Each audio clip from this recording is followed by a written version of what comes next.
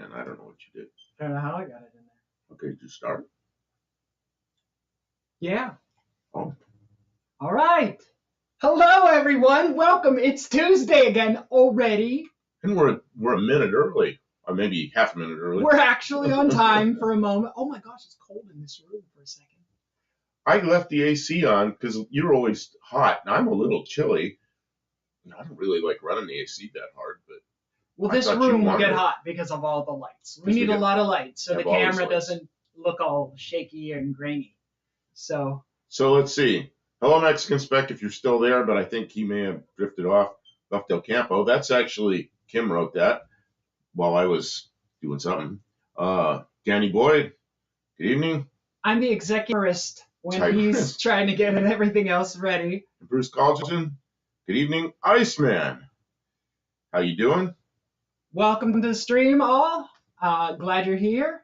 If you can make it live, that's great. If you're watching later, welcome. Anyways, hopefully you can sometimes show up on a Tuesday night. And I'm still half drunk. I haven't had any alcohol I know. I think I had a beer at my son's house about. Oh yeah. Did you for the graduation party? You didn't even have one. I didn't have one. I've had a few non-alcoholic beers over there.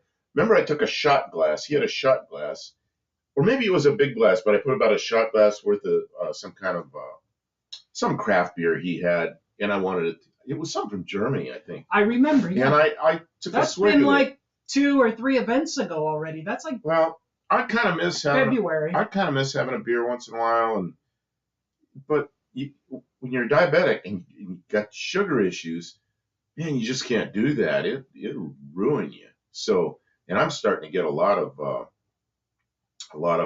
effects from years of having sugar up kind of high. KJ Kylie, how you doing? I had 40 ounces. To the stream. I had 40 ounces of Coors Light pre-dinner. Coors Light. That's like water plus a little beer flavor.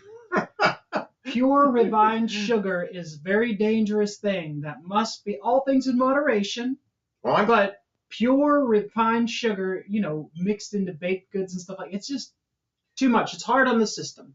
I'm going to do something to your computer. Don't get too distracted. I'm going to down the quality so that it doesn't interfere with our. Oh, okay. We have plenty of bandwidth though. Okay. But you don't need to see it. I know what you did.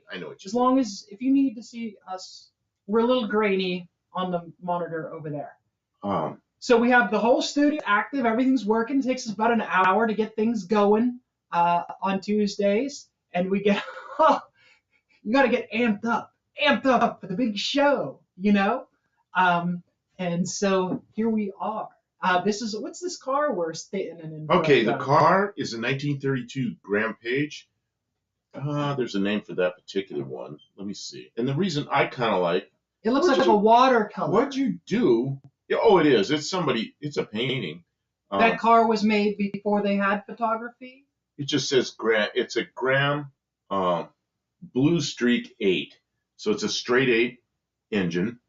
And my grandfather, on my mother's side of the family, had a car dealership in New York City.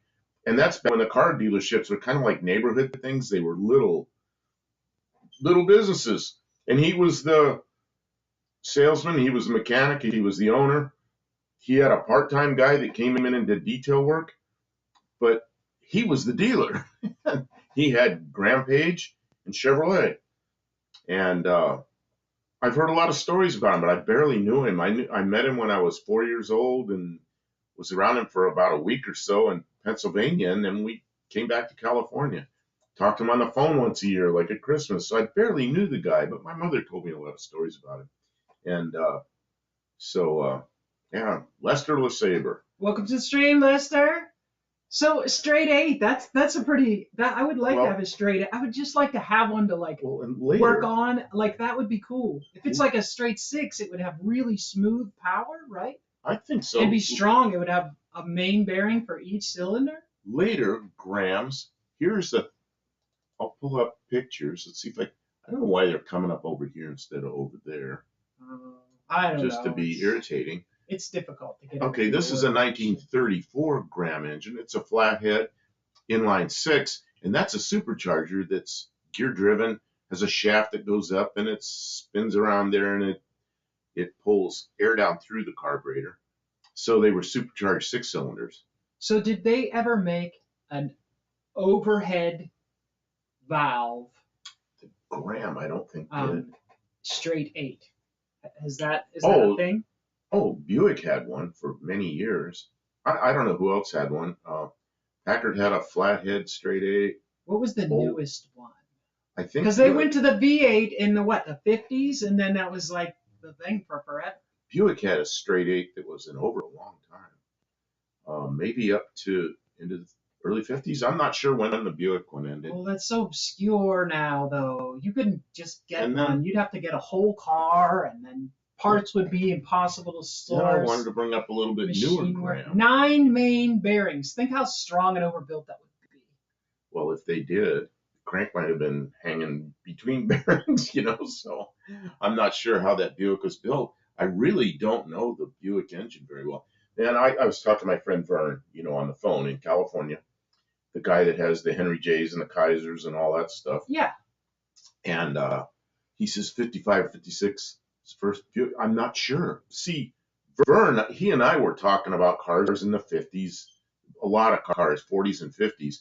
Man, he knows his stuff. He knew just everything that I brought up. He knew carburetor part numbers and which way the choke went together. I mean, the guy's he's one of those guys that's still in the 50s, and he's my age. And so. That's a whole nother niche profession. Oh, he's got to be working on cars of that age. He's the one that has the Kaiser Darren. Because you have to put parts up for those cars. You have to learn the expertise of working with each one. You have to make sure you have your own little network of people. I know I was doing some networking today for my Mopar 6 and 8 cylinder stuff. I'm gonna do some parts trading. There's a guy he's got a 273. That fella down in Nashville that we got the parts from. He wants a points distributor for his 273 because he swapped to that Barracuda, and he wants it to be period correct. Yeah, okay. I'm finding Burns Darren. 95 Chrysler Atlantic had a prototype dual overhead cam straight 8. Oh, where's his? I don't see his. Welded together. Why is this popping up? This never over here. That's a one-of-a-kind thing. What is this? I'm not reading. That's all right. That's a Kaiser Darren. Oh, that one has a hard top. That's a one and only. They were all convertibles, I think, except that one. Does anyone remember the 1955? Yes. Prototype dual overhead cam straight 8. I don't remember the engine. Made from 2 neon 4 cylinders. Welded in line. Made 325. Yeah, I remember the car. I liked that car. I really liked the car. I like a lot of the what do you call it? The dream cars, what do we call them? Prototypes. What do they call the cars that are wrong, Darren? Oh, wait, you know what though? Okay, so I was There's a picture of Darren. She's typing in Darren. She gets every time anybody says Bewitched. Darren, I think of the guy from Bewitched. I don't know why. Dick York. That's who every time you say Chrysler Darren, that's who I call. No, wait. Okay. I don't know why. That car. Okay. That is Vern's. That is Vern's. Wait, they can't see it. Oh, they can't see it because you pulled it off. That's Vern's, my friend Vern out in California. That's his Darren. And it has an F-head engine in it. An F-head is the exhaust is a side valve, and the intake is an overhead, and it's got a supercharger on it. Belt-driven supercharger. Yeah, another Darren, Bobby Darren. Dougster. Welcome to the stream, Dougster. Glad you're here. And you can see there behind Vern's is a 57 Studebaker, and that's the one that I got ran over by. And then he really got run over by that car. Just one wheel, but enough that it crushed him. Had to go to the ER and everything. ER. Yeah, I ended up in the hospital overnight. Had 4 broken ribs, 5 broken vertebrae, and pneumothorax, which is basically a hole poked in my lung. Oh man, what's up with that Studebaker? What's doing behind? The one with the radiator sticking up too high. It's a Packard radiator that needs. He put a Packard straight 8 in that and then pulled it back out. It was a flathead 8, and I don't know what engine that ended up with. Probably a 289 Studebaker. Yeah, British called convertibles drop heads. They still do. Every time I see it's like a Rolls Royce drop head. Oh yeah, it drops the head. Okay. I feel like I'm 54 subscribers to go. Yeah, John. John Wilburn, welcome to the stream. Glad to see you here. What did I say? When I set up today? 28 to. Wait a minute. I was still looking. When I turned this computer on, the screen was still from last week's live, and I think it said 424 subscribers, and then it went up to whatever it is right now. I don't know. I can't look at it right now. Maybe I can. And we've been putting out we're on par with that challenge. Every day we get out a short for his channel. Oh, and one of them. Wow. I've been putting out one out every day for my channel too. I challenged myself. I know that it's just for the Race to 500 challenge thing, but I wanted to see what it would do for my channel. Now that I have some depth of content, I think I wanted to see if shorts would help once you have some depth, and I see that it does. My view time is increasing. Dude did not design the door of that car behind you. Oh, that was the Kaiser Darren, the slide door. Dude? I don't know why he says that, but okay, I'll put it back up. Is it a feminine door? Well, this is really annoying. I don't know why this isn't working like it usually. It's just an asshole. Easy language. Well, I can't grab it. I don't know. It's broken. You just have to give the computer a minute. Hold it down. Oh, it went. Okay. But see, that door slides into the front fender. And I may have pictures of one. It slides. I thought I had pictures. But John, thank you for issuing that challenge, because it has it grabbed me about 40 subscribers since we started doing shorts every day. See, you can't see the door well, but it slides forward into the front fender. That's some fancy stuff. Yeah. So it is different. You got to have a lot of front end of that car to be able to slide a door into the fender. Well, and a short door. And a short door. It's not easy to get in and out of that. One-eyed cat, welcome to the stream. Yeah. So Vern has several old cars. I don't know what he has right now. He still has the Darren. He'll probably never get rid of that. And I think he has a 49 Cadillac and I don't know, some other old things. My museum video I filmed very light seafoam green that's quite pleasing. Yeah, that was one of the colors, the seafoam green.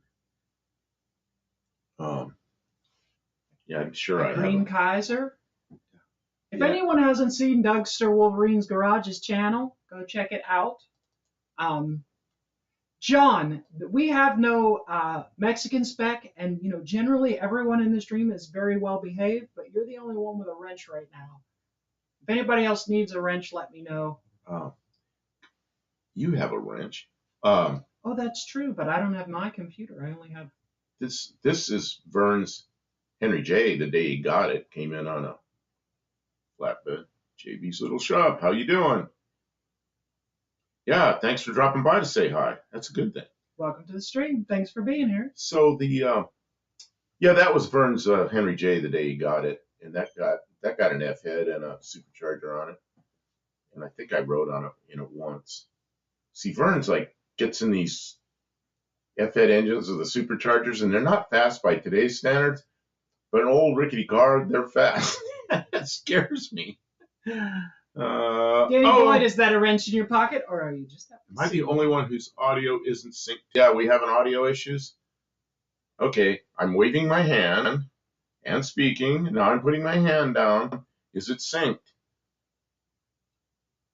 No, he's saying audio. Yeah, that's why I'm checking the audio with the video. The Lippies will show you for sure. Yeah, let's see. Person could buy a Henry J from the Sears catalog for less than $900. Yeah, and they were called an Allstate. Imagine that, like Allstate Insurance, which was originally a Sears What product. kind of engine was in a Henry J? They had, I think, flathead sixes. There may have been a four-cylinder, and then the F head, which Was is it like a 170 size? I don't know. They were small. Little B6. They were small. See, this was. Did they have automatic transmissions at that time? 3-speed on the tree. This was supposed to be the Kaiser. What the heck is this? This was supposed to be Kaiser's economy car, and it kind of bombed. But they were out of money. They really overspent in the late 40s and early, and they were kind of in trouble.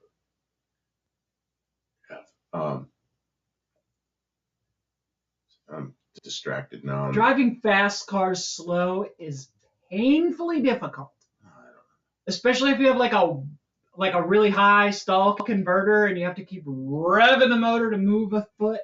Oh man. So I started off talking about grams because of my grandfather. Oh yeah. And I was gonna find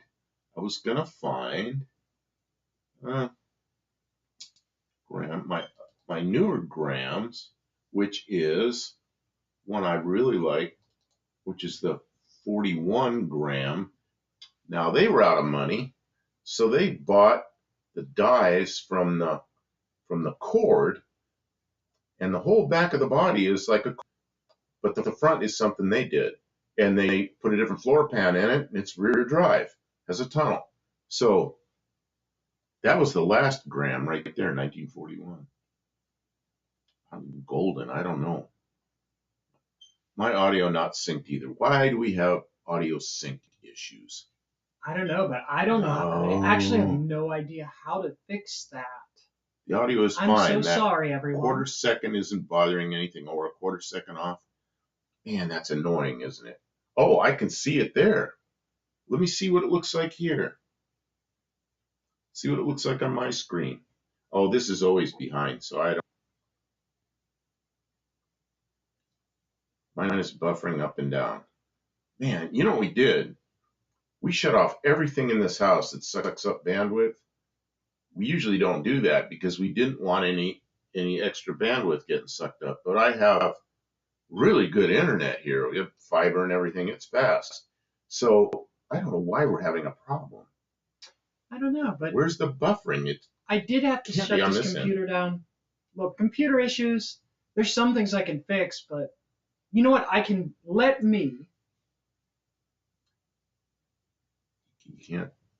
can't.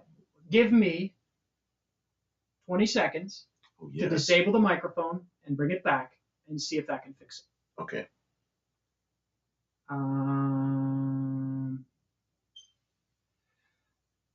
You did that once. You did it once before. Yeah.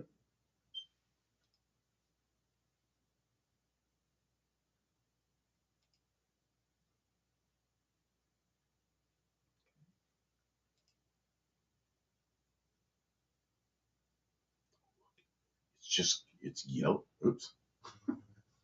Oh, they can't see that yet. Okay. I can't quite remember how to do this. It looks like we have Mike. I can't remember how to reset the microphone right now. Oh no.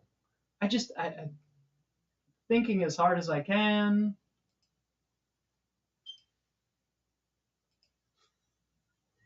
I can't remember.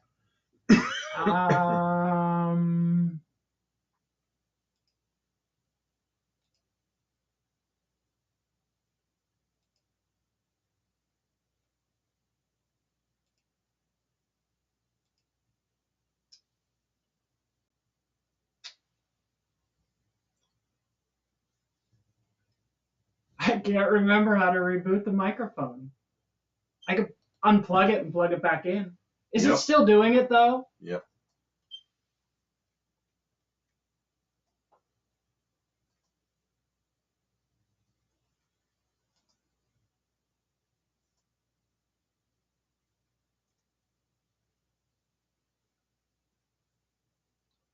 Not yet.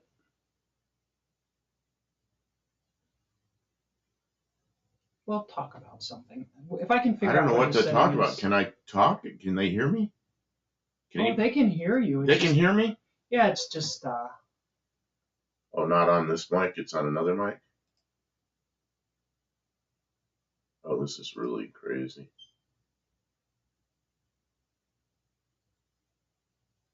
Well, she disconnected the mic and can't get it reconnected. I don't know. Can he? Oh, they can hear us. Okay, so this something popped up in front of me. This is not a sponsor. Oh man, I can't see anything.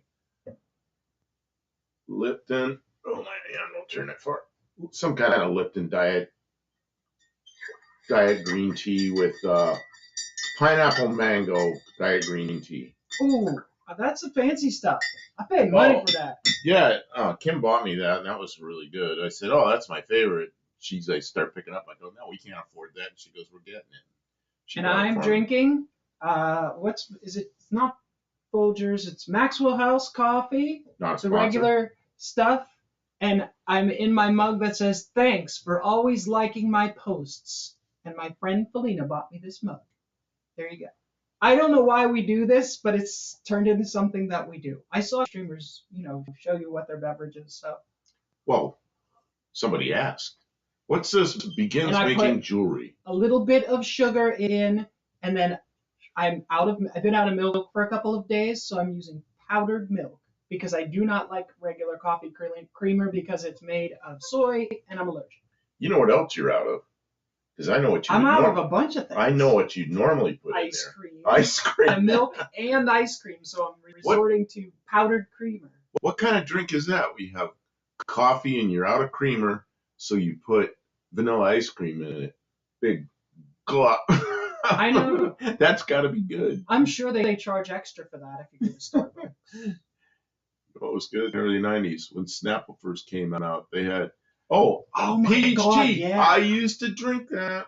I can't drink that much sugar straight, though. I'd have to water it down, though. When I drink sugary drinks, like sometimes I have that red Powerade, I always mix, I pour half of it into a cup, and then I mix water on top of it because I just, anything more than 50-50, it's just like overwhelming, too much sugar. It's funny. I remember where I was.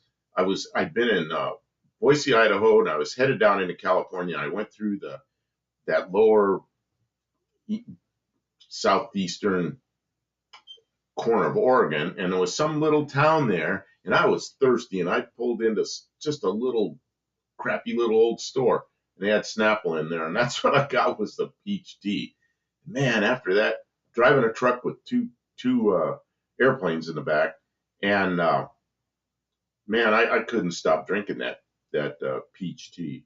That was so good. Iceman, you know what else becomes alcoholic, and you don't even have to wait a week or two, is if you go to the store and buy the peach flavored, like, Zima. I don't think they call it Zima. There's no more Zima. They're gone. No, but there's something that's just like it. There is. I'm sure of it. Does anybody know what's the alcoholic peach stuff that is like Zima, peach flavored Zima, but branded as something different now? Because Zima went out of style. Yeah, it did. I don't know what happened with Zima. It was. You know why? It was kind of a funny drink. I drank it a little, and it was just not very. I was like 16. Iceman. 16-year-olds are not supposed to be making their own alcohol. I wasn't sure if maybe you were in prison for own alcohol. You know what I used to do? You just buy that. White Claw. He knows. White Claw is the new Zima. Okay, go ahead. What was this stuff that is supposed to be good for your kidneys? The red drink. Can't remember. See, my brain's dead. The red drink that's it's purple, red, whatever the hell it is. It's cranberry. Cranberry, yeah, cranberry. Or grapefruit? Cranberry juice. Okay. I pour like a little, not anymore. I used to pour a little bit in a glass and drink it. Then I put some sugar in it and put some yeast in it, screw the top on, not quite tight, and let it sit there. Yeah, cranberry juice. Let it sit there for a week or so.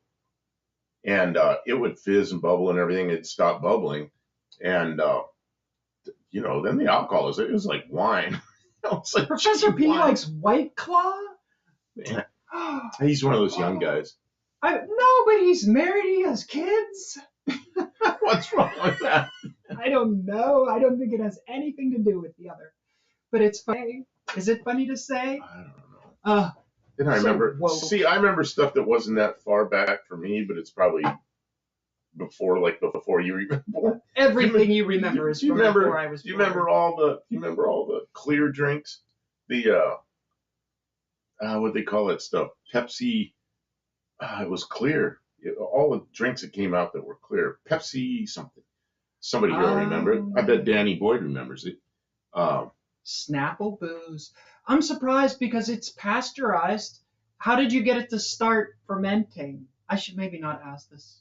I don't think it's illegal to ferment your own booze, is it? No. You're not allowed to sell it. But. How did you get the fermentation process to start? You didn't spit in it or something disgusting.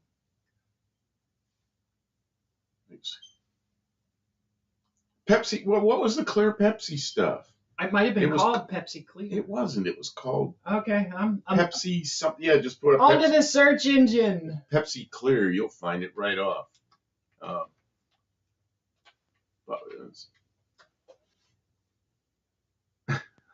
Yeah, John Wilbur doesn't drink. Oh, there it is. There it is. Don't yell it out. Okay. Don't yell it out. There it is. Yeah, I see what it is. Yeah, Iceman says it. Crystal Pepsi. Man, that was my drink. Wait. What? Look at the price. Oh, because it's 30 years old and it's antique Crystal Pepsi is $250 on eBay. Everybody. Oh man. Ooh. Well, see what happened was the Diet, that one right there, the Diet Crystal Pepsi, the $250 one, used to be about $1.25. And I was in Arizona, and that was my drink. And up the street and over about 4 blocks was a Fry's, which is like a Kroger everywhere else in the country. And I'd go up to Fry's, and they had a salad bar, and I'd get a big old salad. I'd make a big old salad in a plastic box, and I'd buy a Diet Crystal Pepsi, and I'd walk back to the house, and I'd sit there, and long before YouTube, and I'd sit there and watch TV and eat my salad and drink my Diet Crystal Pepsi, and that was my drink. And from there, I went to, where did I move to? I moved to Sharon, Pennsylvania, and that's about when it faded out. It just went away, and that was that. No more. Now $250 you can have. John Wilburn, I did not mean to imply anything about Professor P, beverage of choice. What a man does in his own home, behind closed doors, is none of my business. Yeah, don't open the door, right? So having it open for a bit probably allowed some wild yeast to get in, and then a week or two later. When I was in Sharon, Pennsylvania, Paul, how you doing? When I was in Sharon, Hello, Pennsylvania, Paul, welcome to the stream. Go ahead. On a weekend, I drove somewhere out in the country, and I don't remember what I was doing. I was coming back, and there was a place that had fresh corn. And I pulled in there, and the guy says, "We just picked it." And so I bought a bunch of this corn. I was living in an apartment by myself, and he also had apple cider, and I bought 2 apple ciders, and I just set one of them on the floor in my apartment, and I was drinking the other one. Well, about a week later, I went back there, and the one I'd set on the floor was big and pressurized, and I went, "Oh man, what happened here?" And I opened it up, and all this pressure came out. It was still foaming a little bit, and I waited till it finished. And oh man, I had a drink of that as soon as it quit bubbling. Man, I felt that minutes after I had a swig. Man, that apple cider just fermented on its own. It was amazing. But most apple cider, they do something to it, so that won't happen. If you make your own cider and you don't pasteurize it, if you grind your own, there's plenty of. Is there enough sugar in it? Oh yeah, yeah, it's very sweet. See, and I still somewhere around here, I think I put it all away now. It used to be up in that cabinet where we keep the bowls. There used to be packages of yeast up there for winemaking and a hydrometer and some other stuff because I'd make my own wine, and it was just something fun to do. So, but I can't wine anymore. So I was doing, excuse me, I was doing that before I moved up to Maryland the second time, and it was just something fun to do. Used aluminum foil and Drano to pressurize it too. John Wilburn, White Claw at Bob Evans in India, in Indy. See, what happens in Indy stays in Indy, right? But no, just because somebody has a one time in college doesn't mean they are a White Claw. They're just open-minded. Yeah, beer martini. Man, I remember martinis. You know what my favorite drink was back, and some people said it was too sweet, was the, what are those things called? Gin tonics. And I had to be careful with what gin I drank, and I didn't know why, but I used to like Tanqueray, but I couldn't drink it anymore. It gave me a severe headache, and I don't know what happened there. So I had to buy more expensive gins, but I bet my sugar was going up, and it was before I knew I was a diabetic. And I learned that in like January of '07. So, that was, it's been since then that haven't been drinking any of that stuff. Moonshine capital of the world. I had a friend in Ohio. This was quite a few years ago, probably 30 years ago. He came back from Virginia, and he had looked like a pickle jar full of moonshine that he bought. And that was the best moonshine I ever tasted. It was real corn moonshine, but the moonshine that's legal that you can buy just tastes like rubbing alcohol. I don't know what that. I don't think anybody can duplicate that stuff. I remember he met his wife in a bar. He had an accent, from Virginia and they're in Ohio. And she said, "Where are you from?" He goes, "Rotten Edge, North Carolina." It's Virginia, Rotten Edge, North Carolina. And she thought he said Rotten Edge, North Carolina. So she went home. She's looking on the map for Rotten Edge, North Carolina. But what he was really saying is right on the edge of North Carolina. So, but I met him after they were married. And so that was kind of a joke they used to tell. But they went down there and came back with all this moonshine. It was good. Man. Okay, I got to go back to John. John, okay. I'm making jokes. They aren't actually directed at Professor P. This stuff they're just comments. It's supposed to be funny. Thank you for saying it's just humor. I think I'm funny. I don't know. And John says he has never drank an alcoholic beverage. Don't know what you're missing. See, you can drink and get drunk, or you can have a swig and I don't know, I like the taste of a good mixed drink. I don't like what it does to me.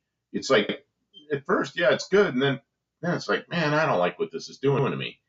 So then I just kind of do something else. I mean, I quit drinking in my early 20s because I saw that it was problematic for my mood. I get seasonal depression, and drinking doesn't mix well with that. I made a good decision to just cut drinking out of my life, and I stand by it. It was a good decision for me, but I have no problem with people who can drink and not have a problem with it. Generally, though, the people who don't drink at all have been in the path of alcoholic destruction at some point in their life. So I don't give anybody garbage about it. But, people who can drink and, hey. I'm a little jealous, actually, for the people who could drink and not have a problem. I remember my parents drinking. My dad would come home from work, and they used to mix up something called a highball, and it was whiskey inside. I don't know what it was. It was a little mixed drink. And it had ice in it, and they'd drink one, and then we had dinner. I don't remember drinking any more than one, and I couldn't tell if they were drunk or not, but they were, they used to have a drink. Sometimes it wasn't like every night. It was like, oh, let's have a highball. And they had this drink. But So I was never around. I was never around people who were wasted drunk.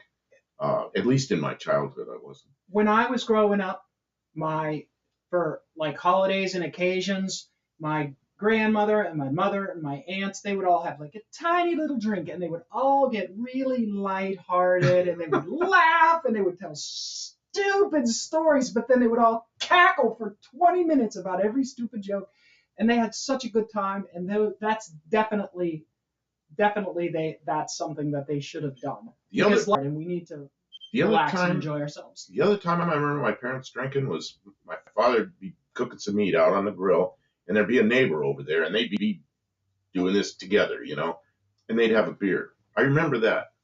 But, man, I don't remember anybody drinking to the point where they're acting silly. I just remember them drinking a beer. Do you think John is a square? I'm just actually that square. John, I don't know. It's fine. I mean, we our two main mods in here, John and Mexican Spec, and neither of them drink. Neither of them ever have. Mexican Spec says that's true. Mexican Spec has said that too. He said he's in Mexico. He goes, I can't believe I don't drink beer because everybody around me drinks beer. They're all probably half wasted all the time. And as soon as work's finished in Mexico, there's beer out. And but not Mexican Spec.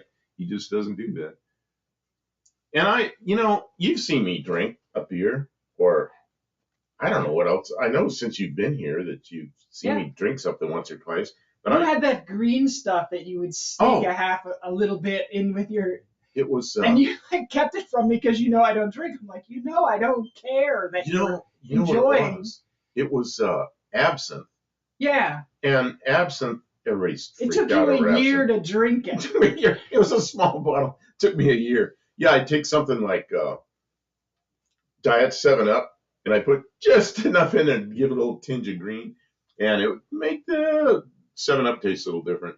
Welcome, Mexican Spec. Hey, Mexican Spec's here. Yeah, we were just talking about you. We got John Wilburn covering for you for a moment. We're all talking about drinking, and I brought all these trolls. They're just terrible. And John's saying he doesn't drink and never has, and I said, we have two. My mind won't go. Two mods in here, and neither of them drink, and neither of them ever have been drinking. That's amazing. And you don't drink, and you're a mod in here. So do not mix your alcohol with your driving. Oh, well, unless you pour it in the gas tank. Come on. That's true. If you're going to use alcohol while driving, make sure it's going in the gas tank. Yeah, don't mix your alcohol with your motorsports because safety. Other than that, do your thing. Man, I don't remember working around. In the Air Force, I remember a couple of guys that were drunks that really drank way too much. But I don't know. I guess I just didn't have that. There was a guy that walked around our town who was like the town drunk, and he was not very productive. He tried to be, worked in gas stations. Mentally, I don't think he was all there. And he'd tell stories. He'd be drinking, and he was actually kind of a funny guy. But he drank himself to death. He died when I think he was 42 years old with liver issues. And it was really sad because he was a funny guy. You couldn't have him. He'd come around the shop. You couldn't have him there in the daytime because he was drinking. But after work, he is about as funny as it gets. He tells stories that have everybody in stitches. And a lot of times we were not laughing with him, we were laughing at him because he'd messed the jokes up, and everybody understood that he told the joke wrong, and that's what was funny. But yeah, his name Danny Peavy. He just, what a guy, And he died young, sadly. He'd be 80 now or so. I've seen people pour one out to the pup dog when they pop a cat, just make sure the dog gets a taste. Not a lot. Like, don't give your dog a whole beer. I don't think that's appropriate. But a splash, and they love it. They just lap that up. There was a guy. The dog would come like, hey, me too. The guy next door, my second radiator shop, he had an electric.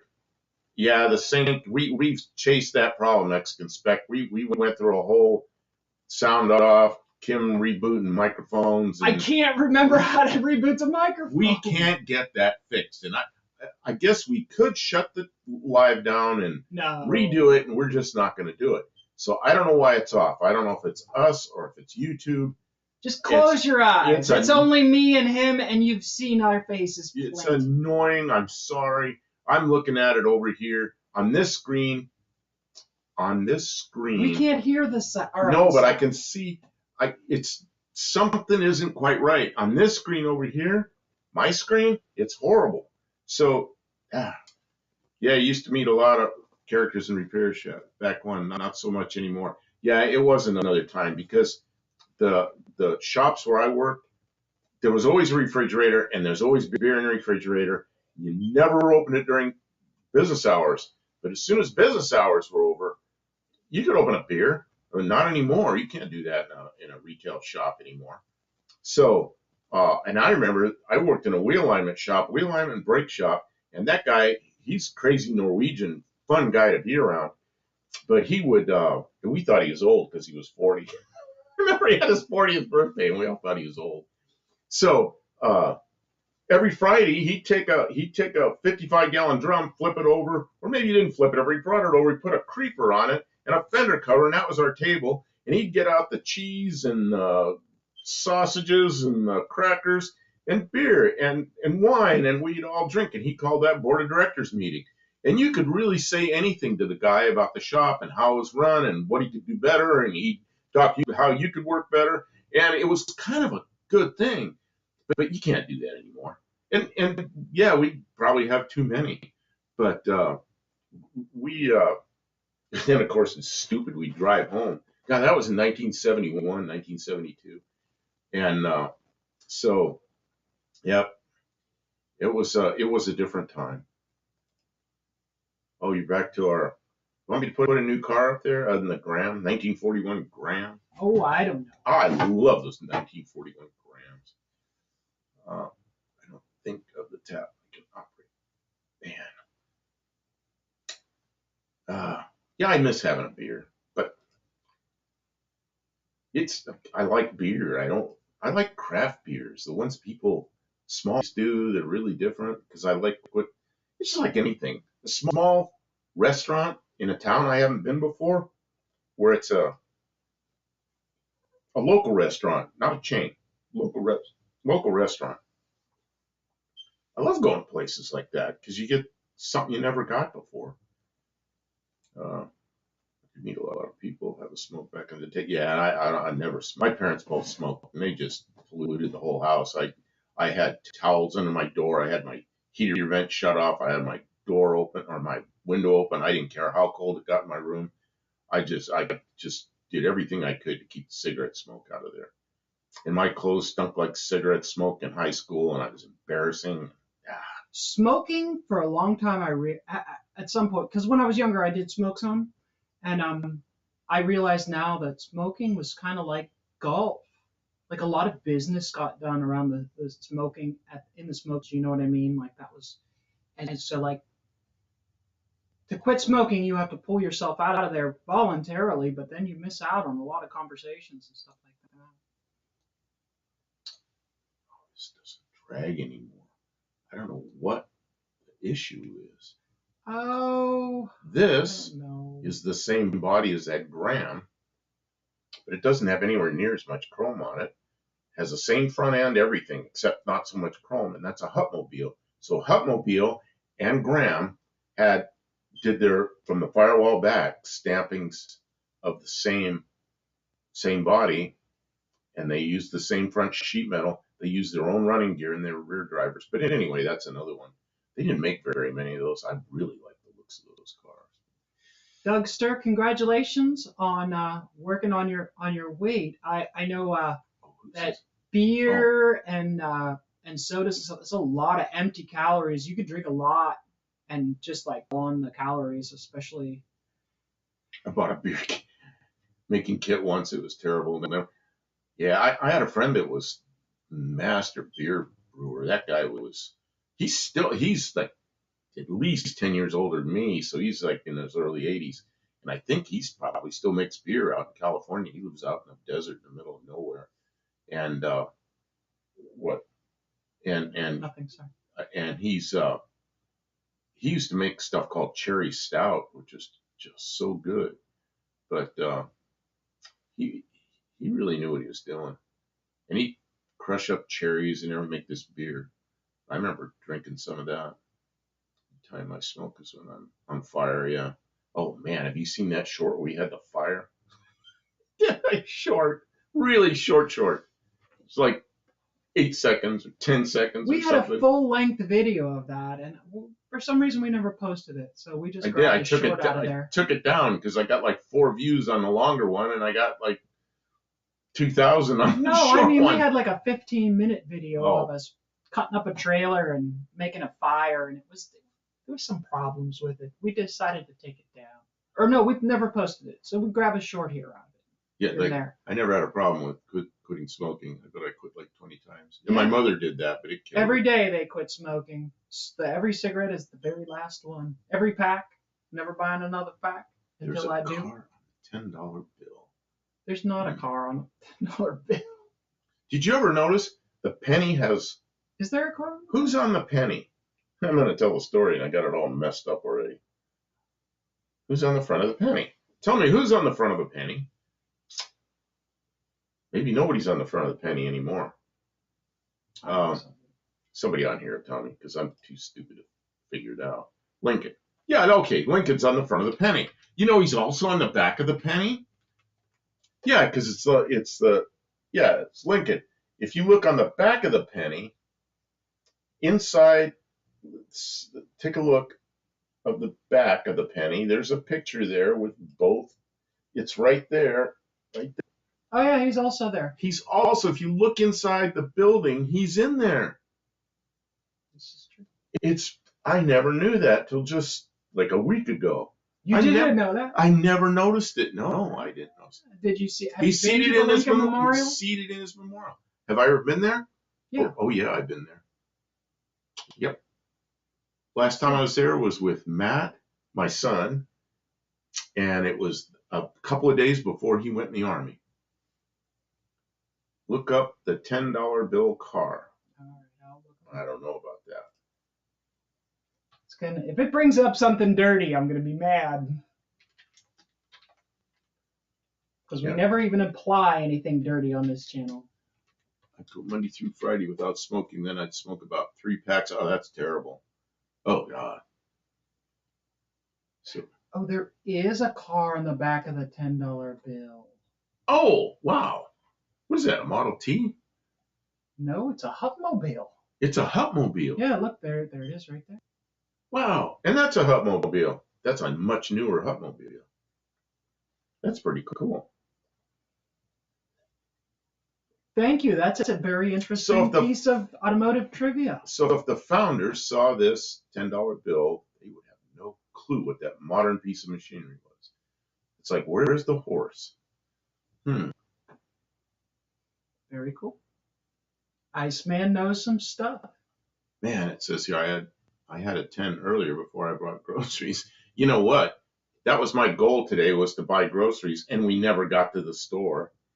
So the cupboards are getting pretty bare. Tomorrow we're going to the grocery store. I made a nice dinner for us.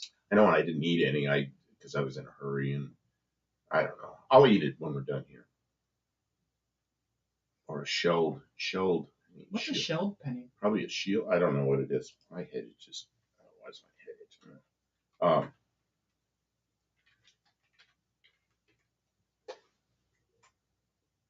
Hope you happen to have the groceries delivered. Oh, a shield penny. Yeah. Yeah. That's what they are now, aren't they? Those are the tin ones.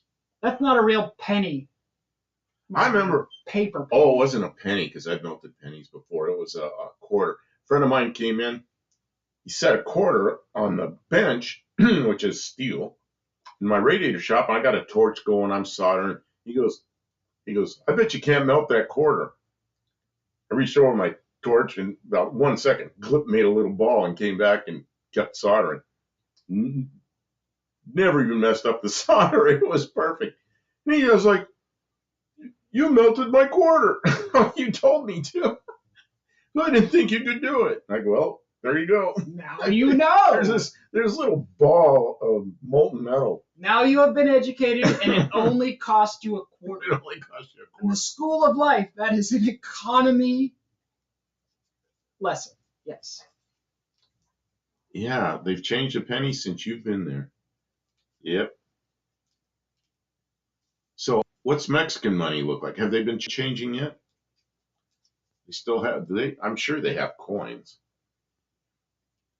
One that got me was in England. They have a thing that's about this big, and it's 2 pounds, which when I was there was like $5. And you had to put 2 of those in a payphone to make it work. And that was in 09, and none of my phones worked there because they're on different frequencies, or none of our phones, Americans, none of our phones worked. So we had to use payphones. You pick up the payphone and you put 2 of those 2-pound coins in there, and it was good like 45 seconds. And you had to put more of them in to keep the phone call going. It's horrible.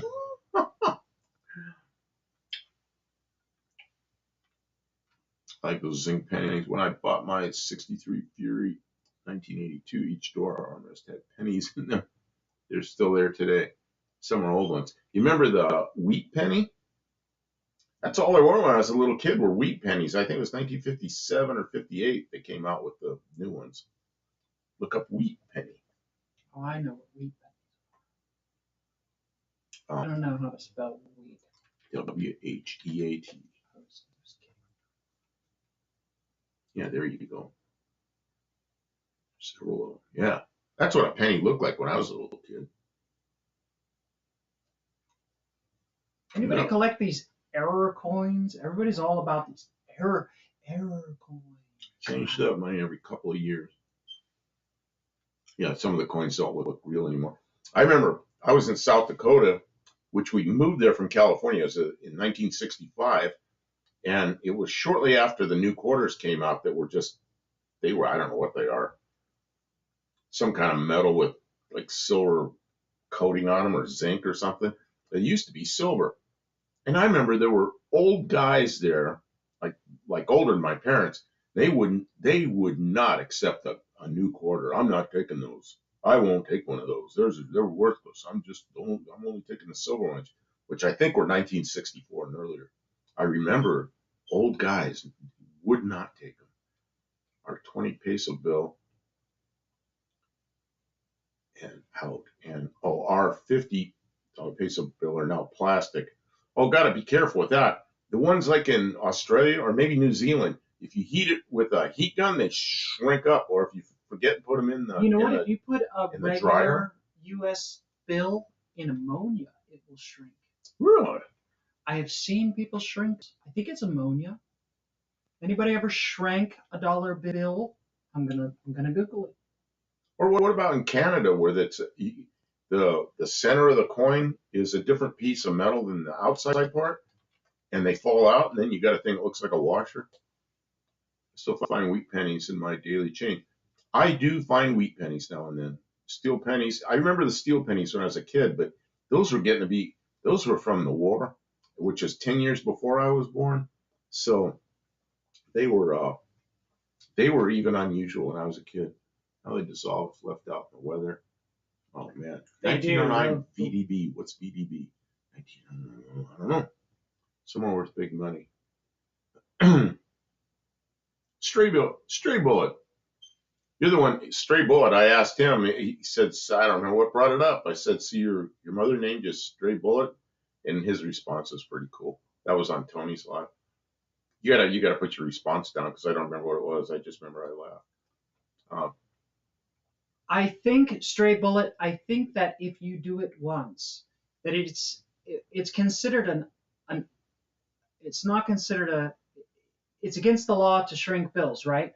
So you can't go around and just like start shrinking all the money because that's like, I don't know, but it's like those little machines because it's defacing currency, right? You're not allowed to, but it's considered an punishable crime. Like they're not going to come after you unless you do it all the time. That's why those machines that smash pennies Oh, you know where we That's did why that? those are legal. You know where we did that? I've still got one on my desk that's smashed that you did for me. Oh, at Lambert's. We were in Lambert's on what in was line. on the, what did we print on the Lambert's? I don't know, but she took one of my pennies and or one of hers and smashed into a thing and gave it to me. KJ Kyle, you beat me to the thing. It's like the other way to shrink your dollar is to just wait, and the United States government will shrink your dollar. Anyways. Type a couple of $1 trillion into existence. Yeah, right. They don't even print it anymore. They just type it into existence. And that's the worst form of taxation there is. Because our money becomes, they get to spend it and we never had it. How do you keep a politician from spending? Vote them out. Oh, man. So a new politician can spend. Let's see here. Okay. Let's see. I make rings out of silver coins. I use a spoon to shape them. Lady's finger is quarter size. Ends are $half size. Oh, do you like press them? So I saw a video about someone doing that just the other day with like a silver $half. Well, if you made a ring and just soldered a coin to it, just a little spot of solder, it'd be plenty strong to hold the coin there, and you didn't destroy the coin. It's still a coin. I made rings out of silver coin. Okay. That's cool, Dougster. Have you made videos about that? If you haven't, you should. $half, quarters, old $half. And they're around. Slap the spoon. What are we doing? Oh, like you're whap whap whap whap, like you're yeah, like you're forming metal in the shop.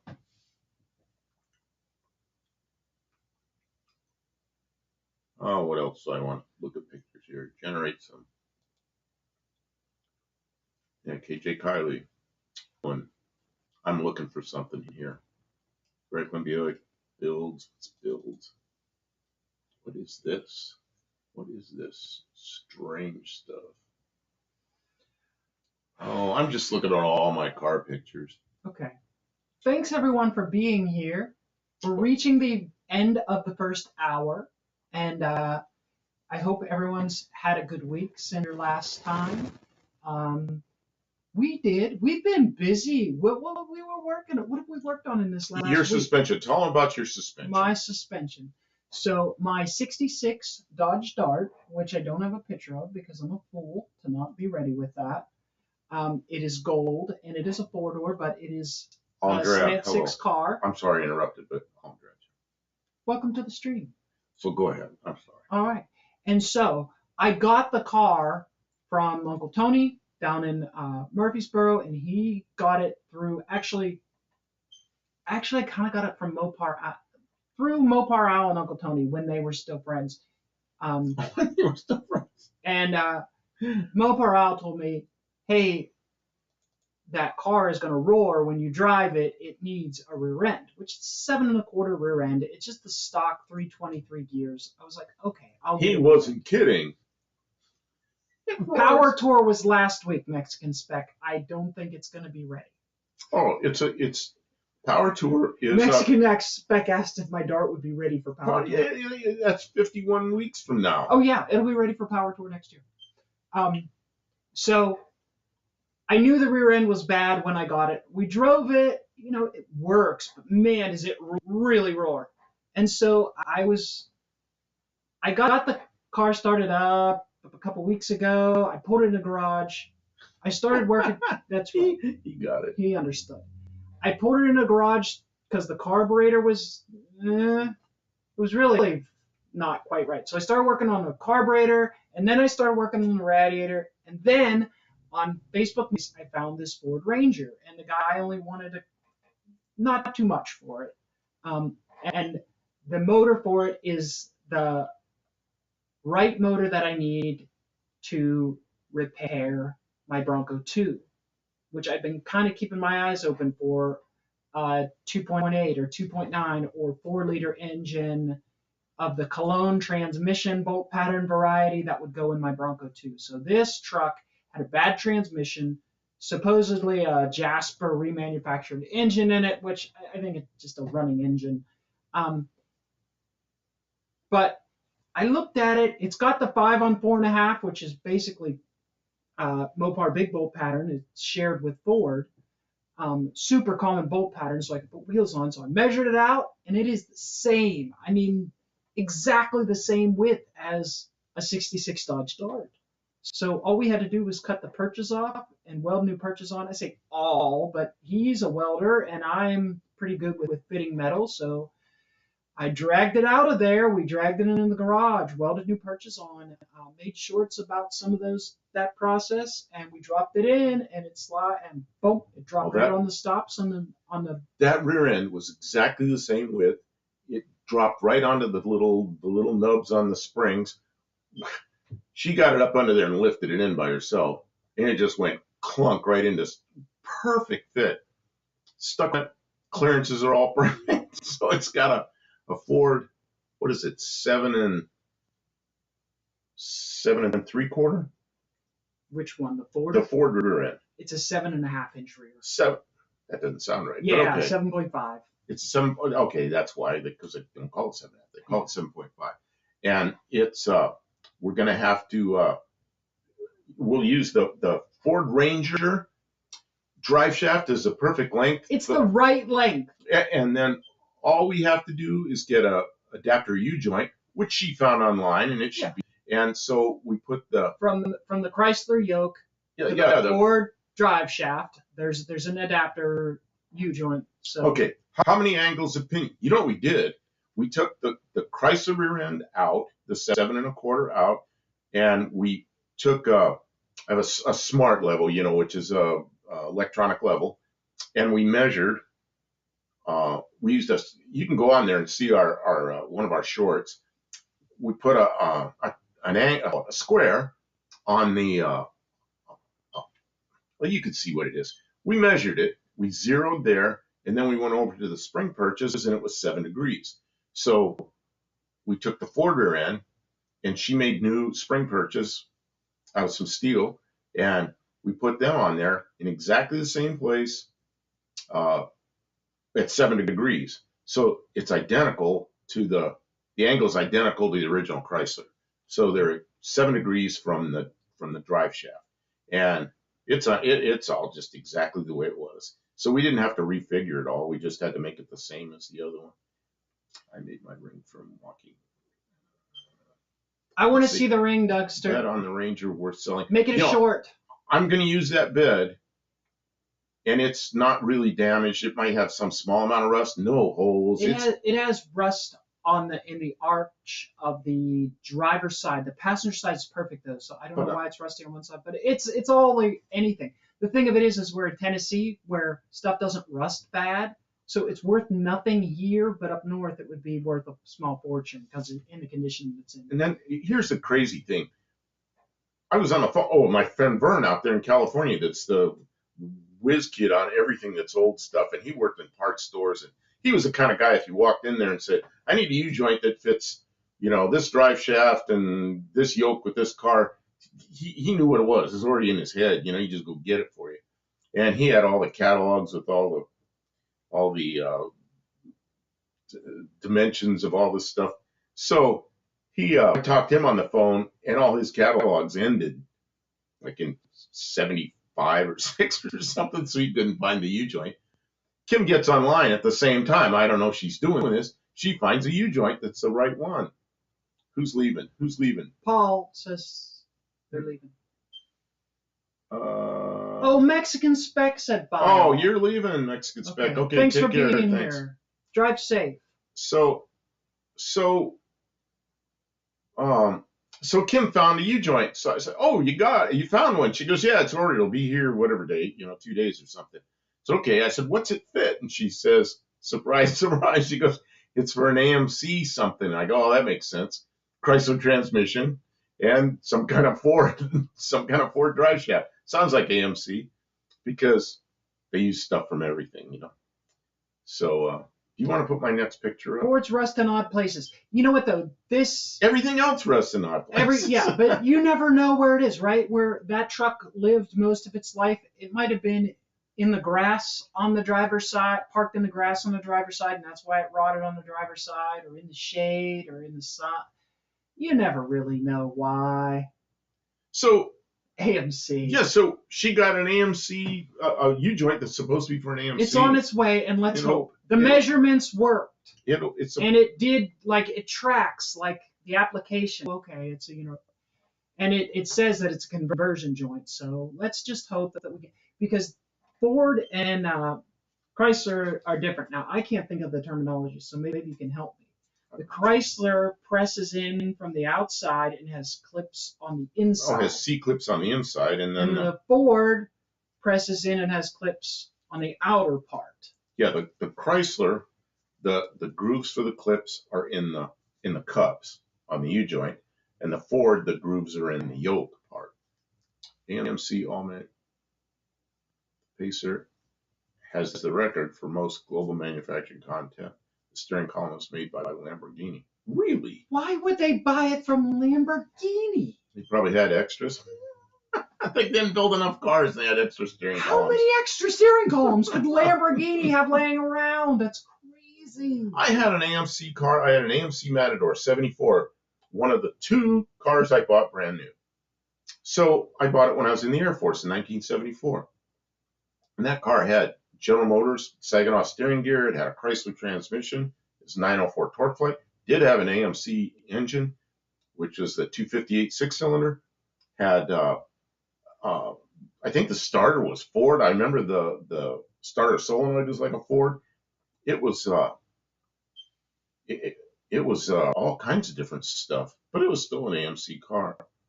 Yeah, American Motors had all kinds of deals with different manufacturers. 1972 and newer, AMC rear drive cars were TorqueFlites. Mine had a 904, and if I'd gotten the 401, which is what I should have ordered it with, it would have had a 727.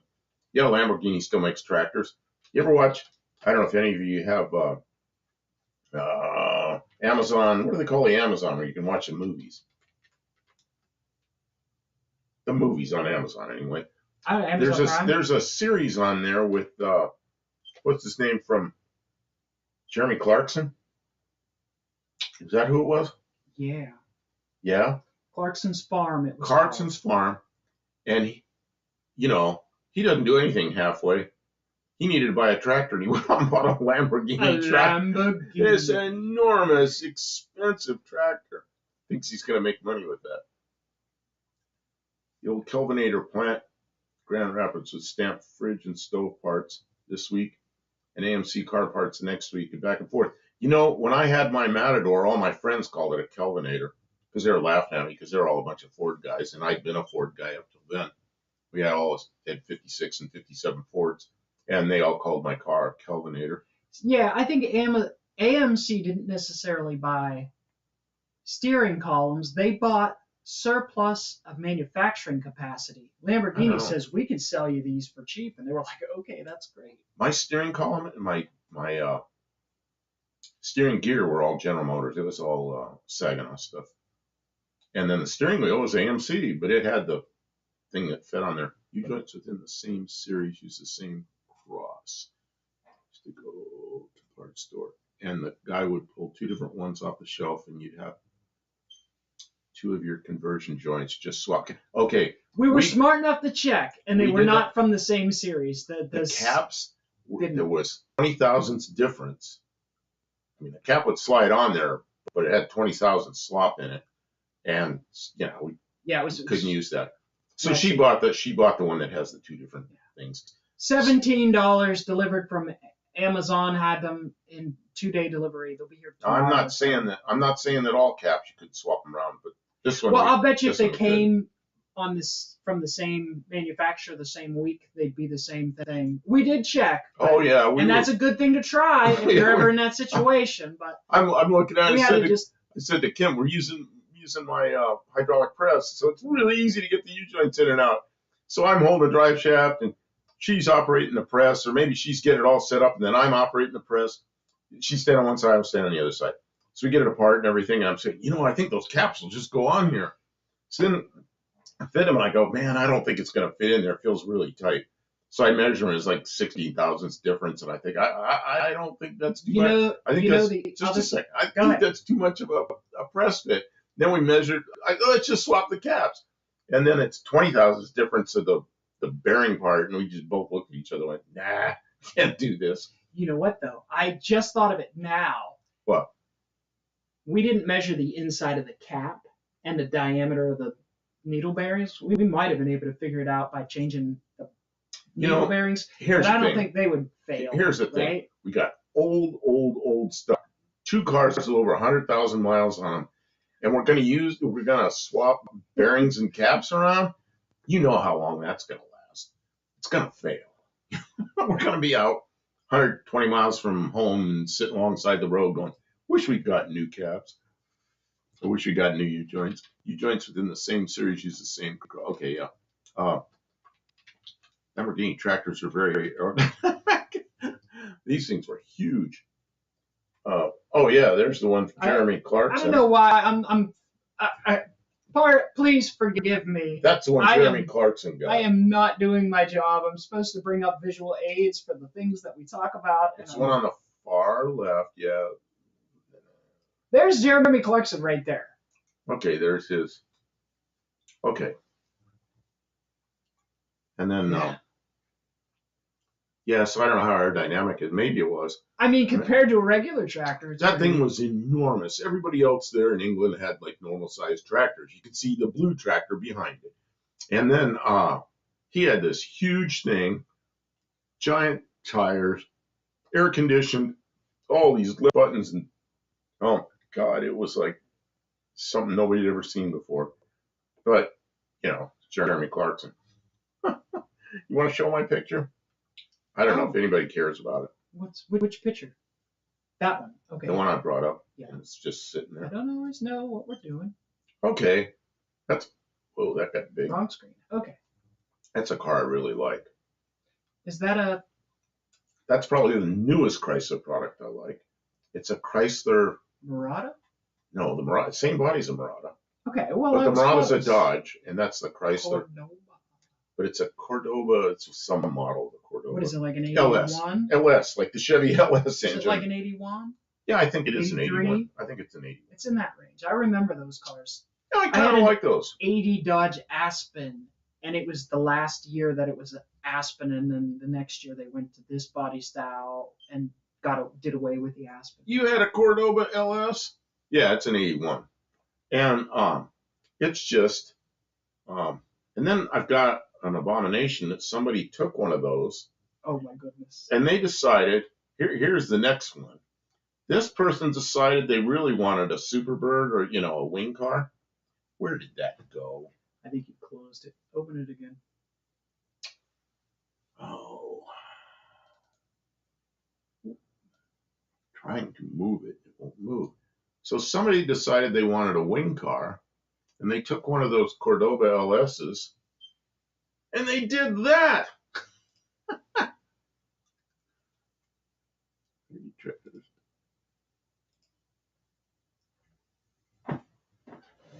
I don't know. Oh yeah, he started making cars because he said the Ferrari transmissions were no good, and he said, and Ferrari told him if he if he thought he could make better transmissions, go ahead. And Lamborghini did. I had a slant 6. You know, that would be fun. Take one of the slant 6 and we put one of our slant 6s in it. And it wouldn't be so gutless.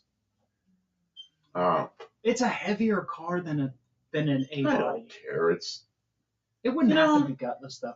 You know, all you have to do, the reason those cars were so gutless is they could put 243 series gears in the rear end or something like that.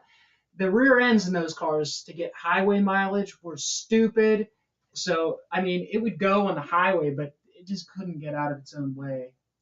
I think that car looks worse.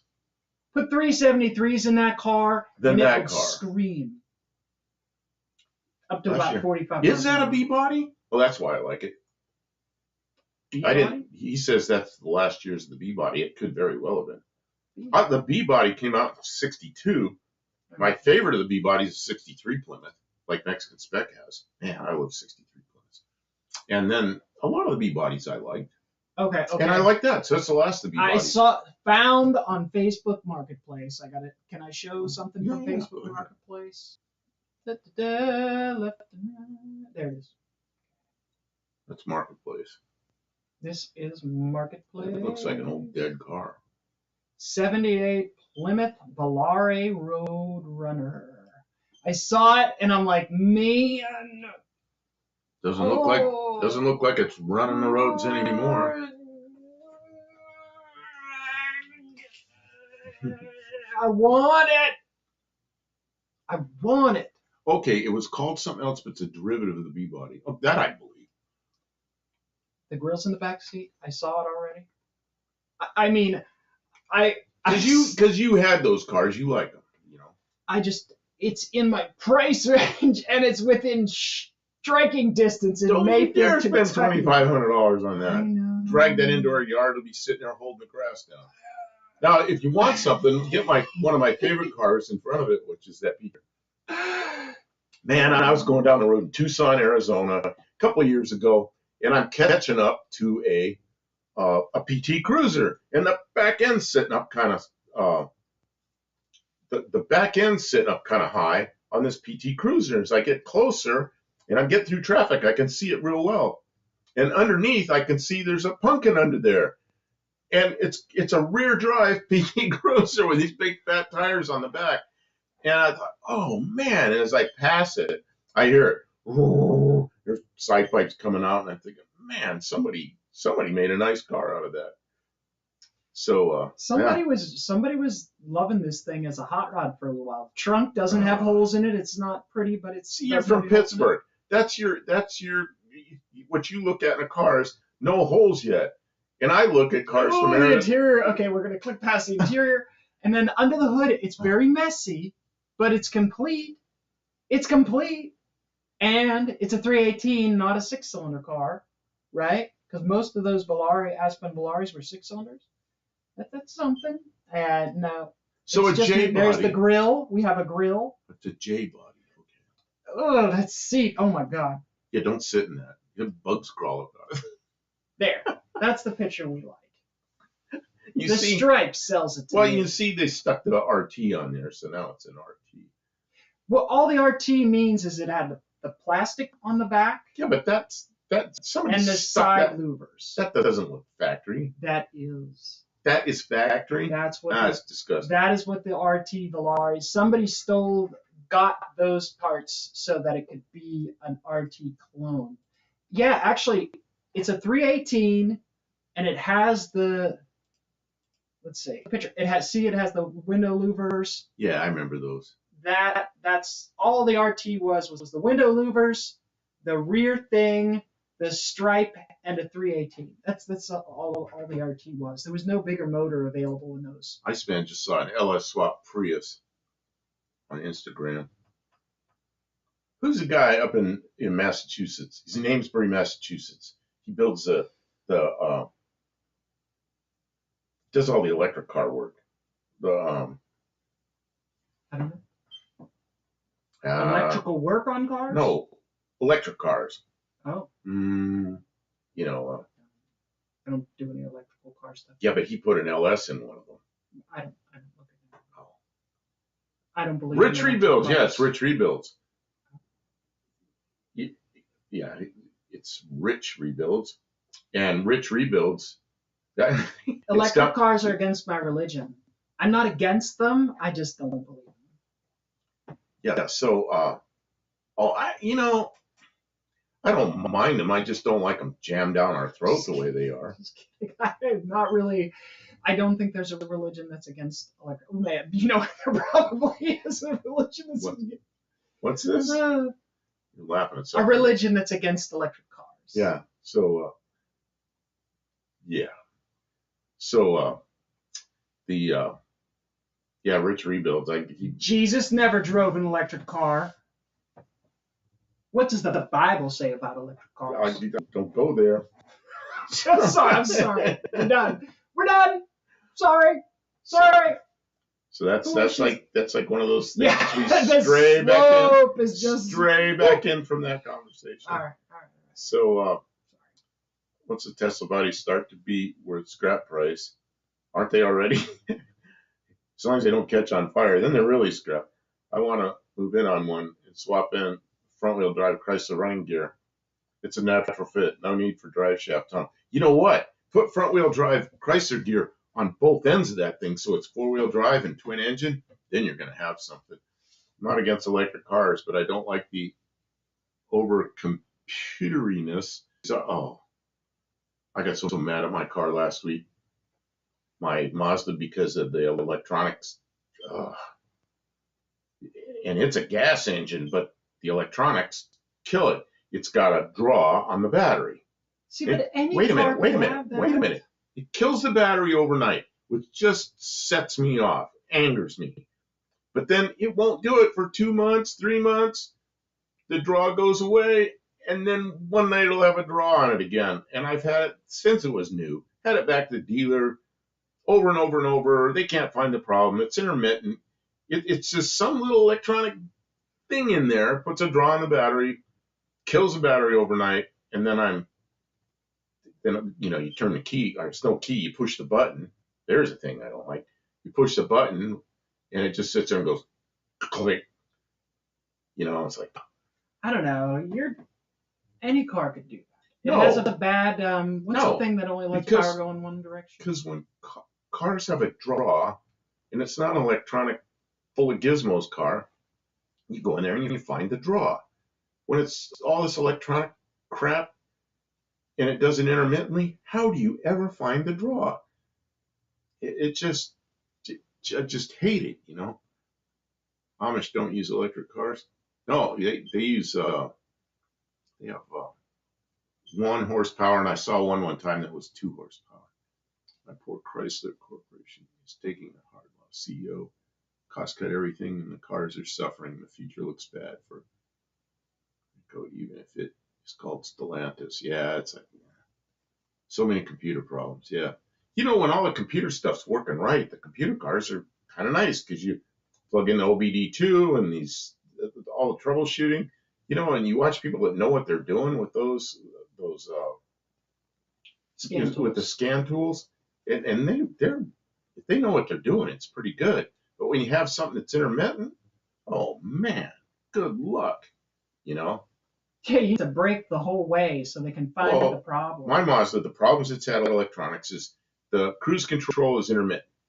Ever since the day it was new. Some days it works, some days it doesn't. Some days it works stupid, like you push the off button and it starts speeding up and it won't stop speeding up no matter what button you push until you jam on the brakes. Or you turn the car off. The battery draw that happens every 2 or 3 months. What else? There's something else I complain about on that car all the time because it does something stupid. And then it just angers me, Yeah, you should sell it. I don't want to sell it. Raining Slant 6 with a chance of cannonballs says, hi, Buff and Kim. Like your sheet metal cutting video. I too spent most time as a tin knocker, both in shop work, using reciprocating saw, aviation snip, CNC plasma cutter, and 2 and 3 jaw electric shears. Man, CNC plasma cutter. We had one at a shop where I worked, and they really had trouble with it. Something was wrong with it when we got it. They kept it too long before they set it up, so then the warranty was gone. Man. But one time we got it to cut out parts. One time. And then other than that, we cut patterns, used the plasma cutter by hand. Something, I wonder what the true ratio is for canvas cars that can never be fixed because of electrical gremlins. Yeah. Somebody said something earlier about losing a shop. I think it was Iceman, and I wanted to go back to it, but I missed it. My dad's friend had he'll bring it up again.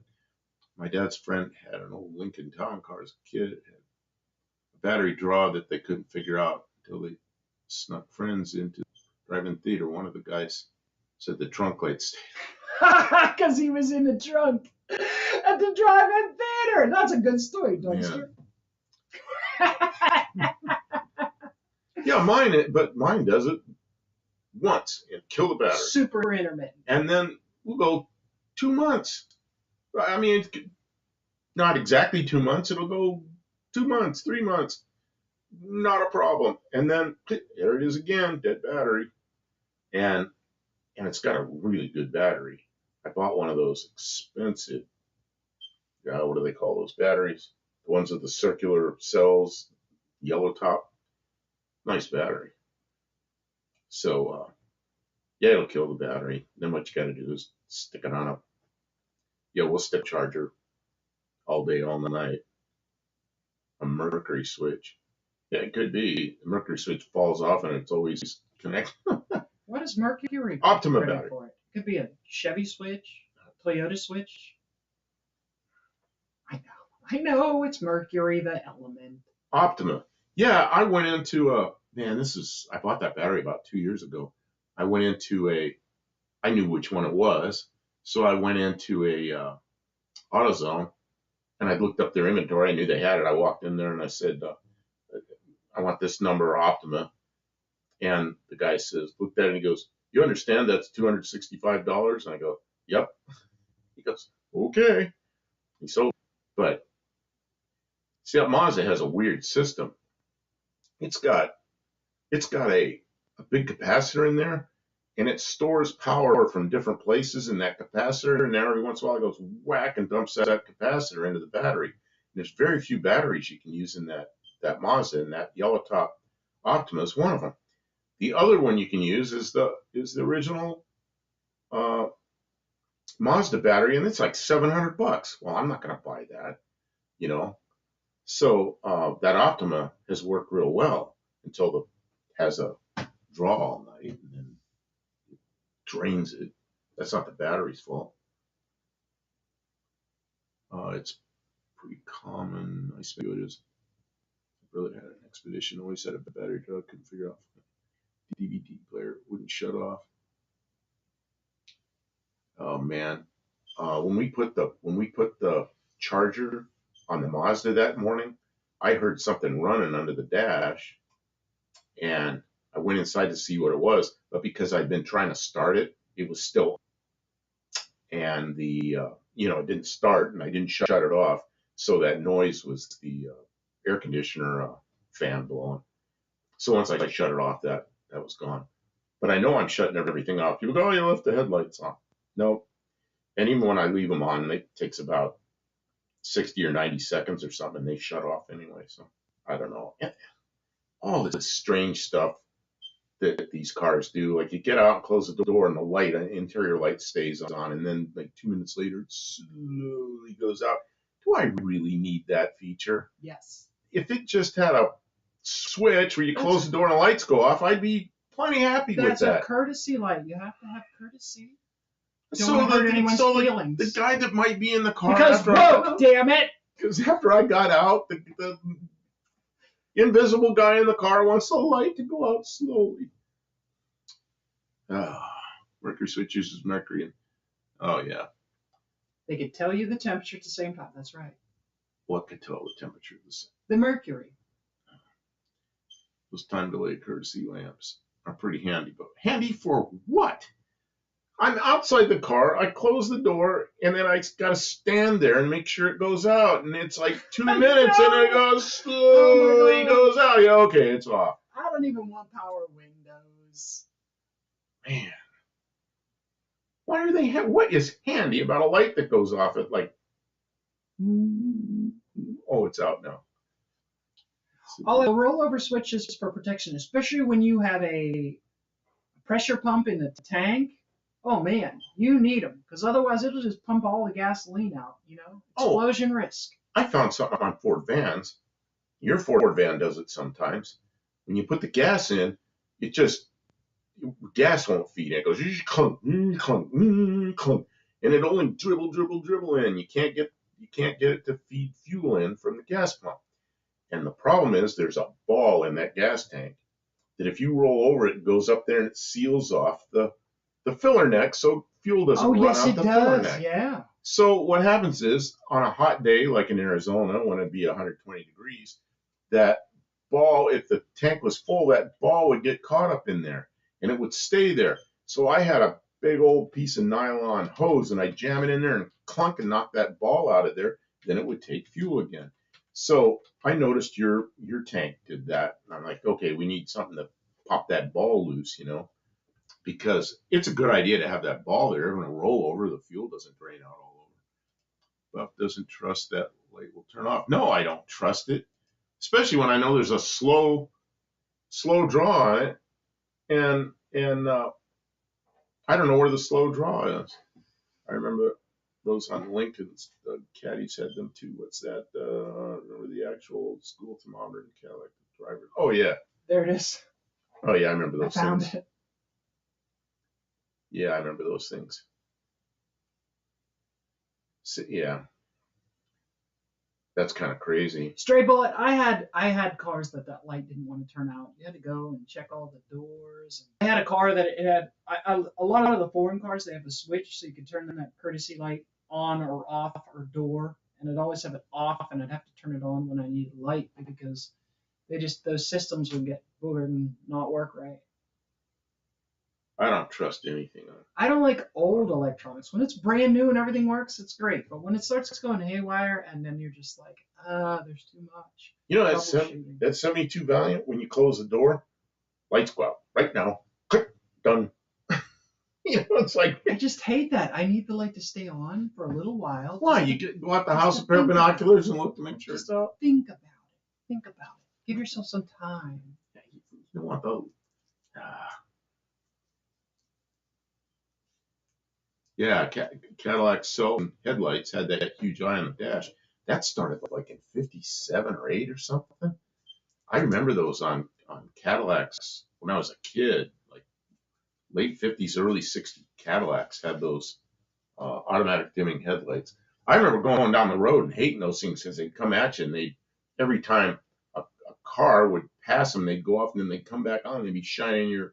Oh, I noticed cars would come by the other way and they dim and then come back on. A car would be behind you and keep shining the lights in your back window because they just leave it on that automatic dim, but it didn't see the cars in front of it, tail lights. It's like I didn't like those things. Up until that point, you couldn't call the clocks a chronometer because they weren't accurate enough. Yeah, I remember when I was a kid, every car that had a clock, it was electric that would rewind. It was actually a winding clock, and it'd get down to a certain point, and electrically it goes zit and it rewind. But after a year or two, they always quit. So then they were every one of them was stuck. They just quit working. Now most all cars have auto high. None of them work. Yeah. Auto high-low beam. Mine doesn't. Every car out on the street now just has high beams all the time. Have high beams and all trucks are jacked up in the front end, so there's like a in your eyes.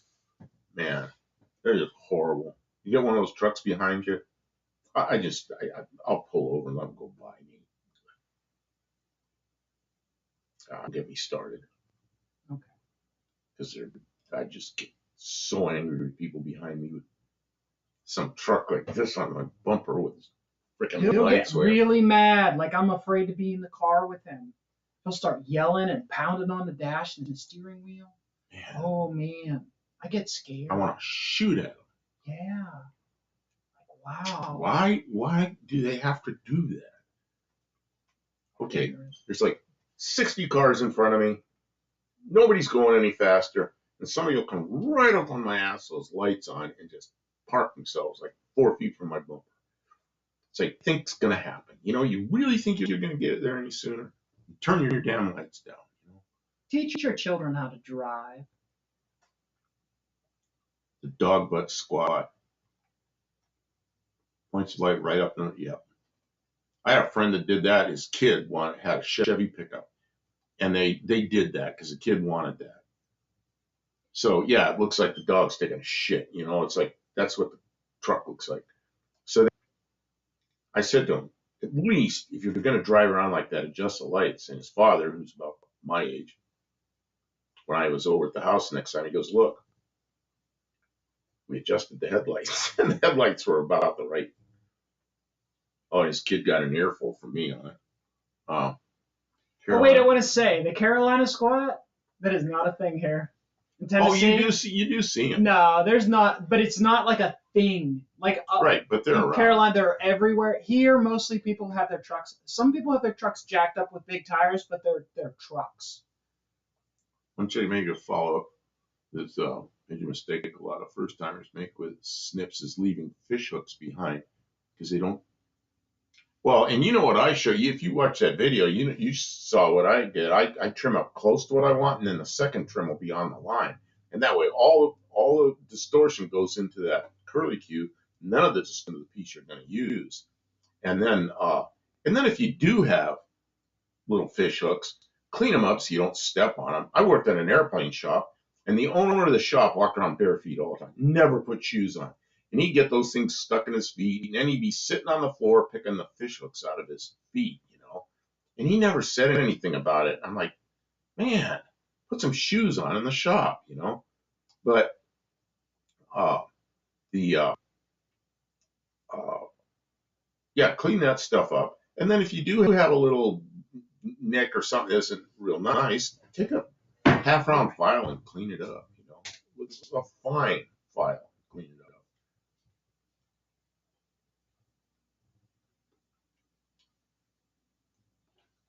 Michigan's home to big jacked up trucks. You know, if they jack them up level, it's still getting your eyes. The lights will still get in your eyes, but not like when they just jack up the front end. I mean, that looks so stupid. I don't understand that. Oh God, shoeless. Yeah, this guy, he always had.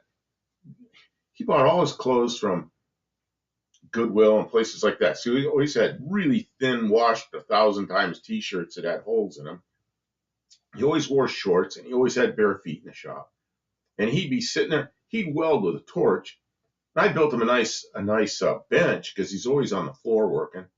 And he'd still weld on the floor with a torch, and he'd set the crotch of his pants on fire with the torch. I go, hey, your pants are on fire. And he'd put the fire out, and he'd keep welding.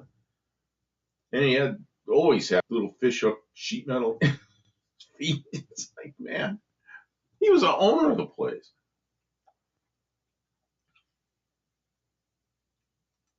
You don't remember? I remember you did show how to get rid of sharp corners. Yeah, of course. Because you tear the crap out of yourself. He looked like a hippie. He was a vegetarian. Oh, this guy was something else. Yes. His wife made him all these vegetarian dishes, and she put them in Cool Whip containers.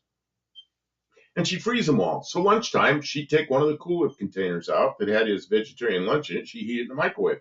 And they'd be sitting there eating. And sometimes she was out there eating with us. And she'd had a Cool Whip container, and she's eating something. And she's a big fat girl. And I'm like, hey, what is that you're eating? And she goes, Cool Whip. That's what she had for lunch. It was a tub of Cool Whip. And then she'd make him vegetarian tub the next day.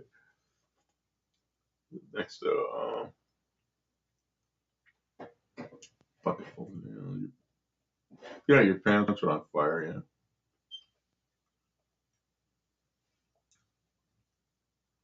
I'll tell you what, he was a vegetarian, and he was strange, but he was a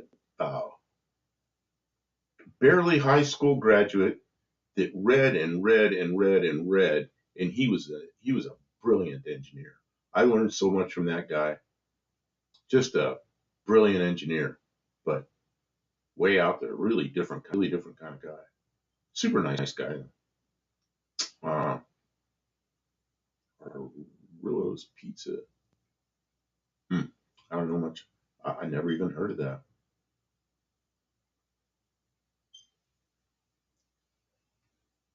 Man, I haven't spent much time in Michigan. My time in Michigan, only times I've been to Michigan were just into Michigan from Indiana, and they build trailers all over there. And I've picked up trailers and delivered them from places in southern Michigan. And I think they make all the trailers in the world in southern Michigan. Just amazing place.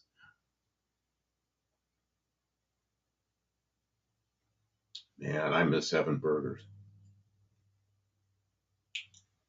I just can't have the bread anymore. Man, what did we have? one day, and I just ate it. Oh, it was a what's it? Well, you and I are going to disagree on the way to pronounce it. It's a euro or it's a gyro. Gyros. Yeah. Okay, and I just ate it, and I ate the thing wrapping around it. My blood sugar probably went up some, but I was so hungry that day, and we've been going all day, and it was late in the afternoon. I said, I got something, and we were in Nashville, and we left one guy's place that had Valiant parts. We were going on another guy's place that had Valiant parts. I said, I can't go any longer without eating something. And it was about 4 o'clock in the afternoon. And I had a gyro, whatever, and man, was it good. And I just ate the whole thing. Ate the bread and everything. No, I'm not supposed to do that. But as much as I was run down, I probably used up all the carbs that day. Maybe. I bet my blood sugar went up some. Let's see. I don't know where we're at here. They're talking about good places to eat in Grand Rapids. Well, I don't know about that. So I'm going to put up another Chrysler car. But you're going to just sit there and look at it on my screen. It's not going to work. There. That's a Chrysler car? Or So what is that? I know what it is. It's one of the best looking Chryslers there ever was. Let's see. Since it has two headlights, it means it's past 57? Is that right? It's an odd one. See, 57, that was only legal in some states, but not the whole country. Okay. So 57, some had quad headlights, some had the single ones. This is a 57. Okay. Oh, I was right. 57. And what is it? It's the You already said it original. was a Chrysler. It's the original. See if anyone knows what it is. Mexican Spec isn't here because he just goes, he nail it. He knows every car, every year, every car. Probably every option. Let's see here. I only meant how to minimize generating fish hooks along your cutting line while you're cutting. You did point out the importance of relieving tension in metal sheet. Okay. Yeah, you just got to use the right snips. You know, a lot of times those aviation snips, they put little serrations, but they'll minimize that. But then you use serrations. I don't know. It's just some. I did sheet metal work with aluminum on aircraft for probably 40 years. So, you know, a lot of it was I just kind of do it, you know. And then even when I get on, she'll be like, got a camera in my face and I'm trying to remember all this stuff. Please show us all the tail fin. Oh, do I have pictures of the tail fin? Do I have pictures of the tail fin? I do not. But I have close to it. Okay, I'm going to try to swing it over there. Oh, okay. Different picture. Here it comes. They must be hungry. They're talking about food. Oh, there. It's going to, it shows now. What it is? Yeah, what it is. Now the logo's on the back. They'll.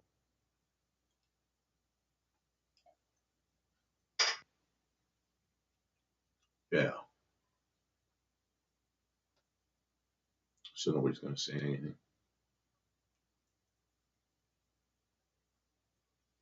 Yeah, you know, I never understood the whole thing about the 57 Chevy. I mean, it looks okay, but to me, the Chrysler cars look better. And even the Fords. Well, Ford, the only year I think Ford outsold Chevrolet was 57. And to me, no, it's not a DeSoto. It's the original, the name they used years later on another car. You're into Obi-Wan Kenobi? That question's for you. I caught a chill. Well, we've got the air conditioner turned way down for you. That's the thing, though. I'll get hot then. then. I caught a chill for this until morning. Okay, nobody's guessing. I'll tell you what it is. I don't think we had that crowd in here tonight. They're all hungry. They're talking about good places to eat. It's a Chrysler 300C, which is a name they used on those, cars right up till today. Yeah, it's a 300C. It's a letter car. And What does the letter car mean? Well, there's the 300 letter car always had engine with the cross ram manifolds, whatever the fancy biggest, nastiest, fastest engine was at the time. Is that a Hemi? It probably was. It's probably a cross ram Hemi. Let's see if I got pictures of the. I don't know if I have pictures of the. I don't know if I'll ever build a Hemi. Here it is. They're kind of expensive. Oh, I can't find my. Ice Man's like, I didn't hear the question. They're not even listening. They're just in the chat talking about food. I know. You know what I gotta do? Why are we even here? I gotta start putting up pictures of pizza. Look at that. Okay, there's the engine that's in it. It's not a cross ram. It's a dual quad Hemi with the goofy looking air cleaners and all that. Like snap-on wide white walls. I remember wide white walls you could buy, and they just tucked into the rim. You take the tire off the bead, and you tuck them in there and pump the tire back up. And they just kind of flap along the tire. They were just stuck on there. Was that a factory-style air cleaner on that car? Yes. I have never seen the factory style on a car of that vintage, on a Chrysler. Like, that's a much more modern thing that they do now. They always just put those tins up on top of them. Well, in the later, I never seen one. Later was a cross ram that was just. Yeah, well, that gives me permission to make something like that for my Dart because that's I need an air cleaner. Remember, I was telling you the Dart, and I don't think you understood what I meant. We got to make one of those. I mean, I understand, but I didn't think we could. I thought that was like bastardizing it way too much. And they don't have to be horizontal. You can have that thing come over and have the air cleaner just upside down underneath it. A round air cleaner. Yeah. And they made some stuff like that for the vans. Oh, nice. Look up on your thing there. Yeah. Like 1968 Dodge van. What was that thing called? An A100, I think. Air cleaner. That'll probably ought to get it.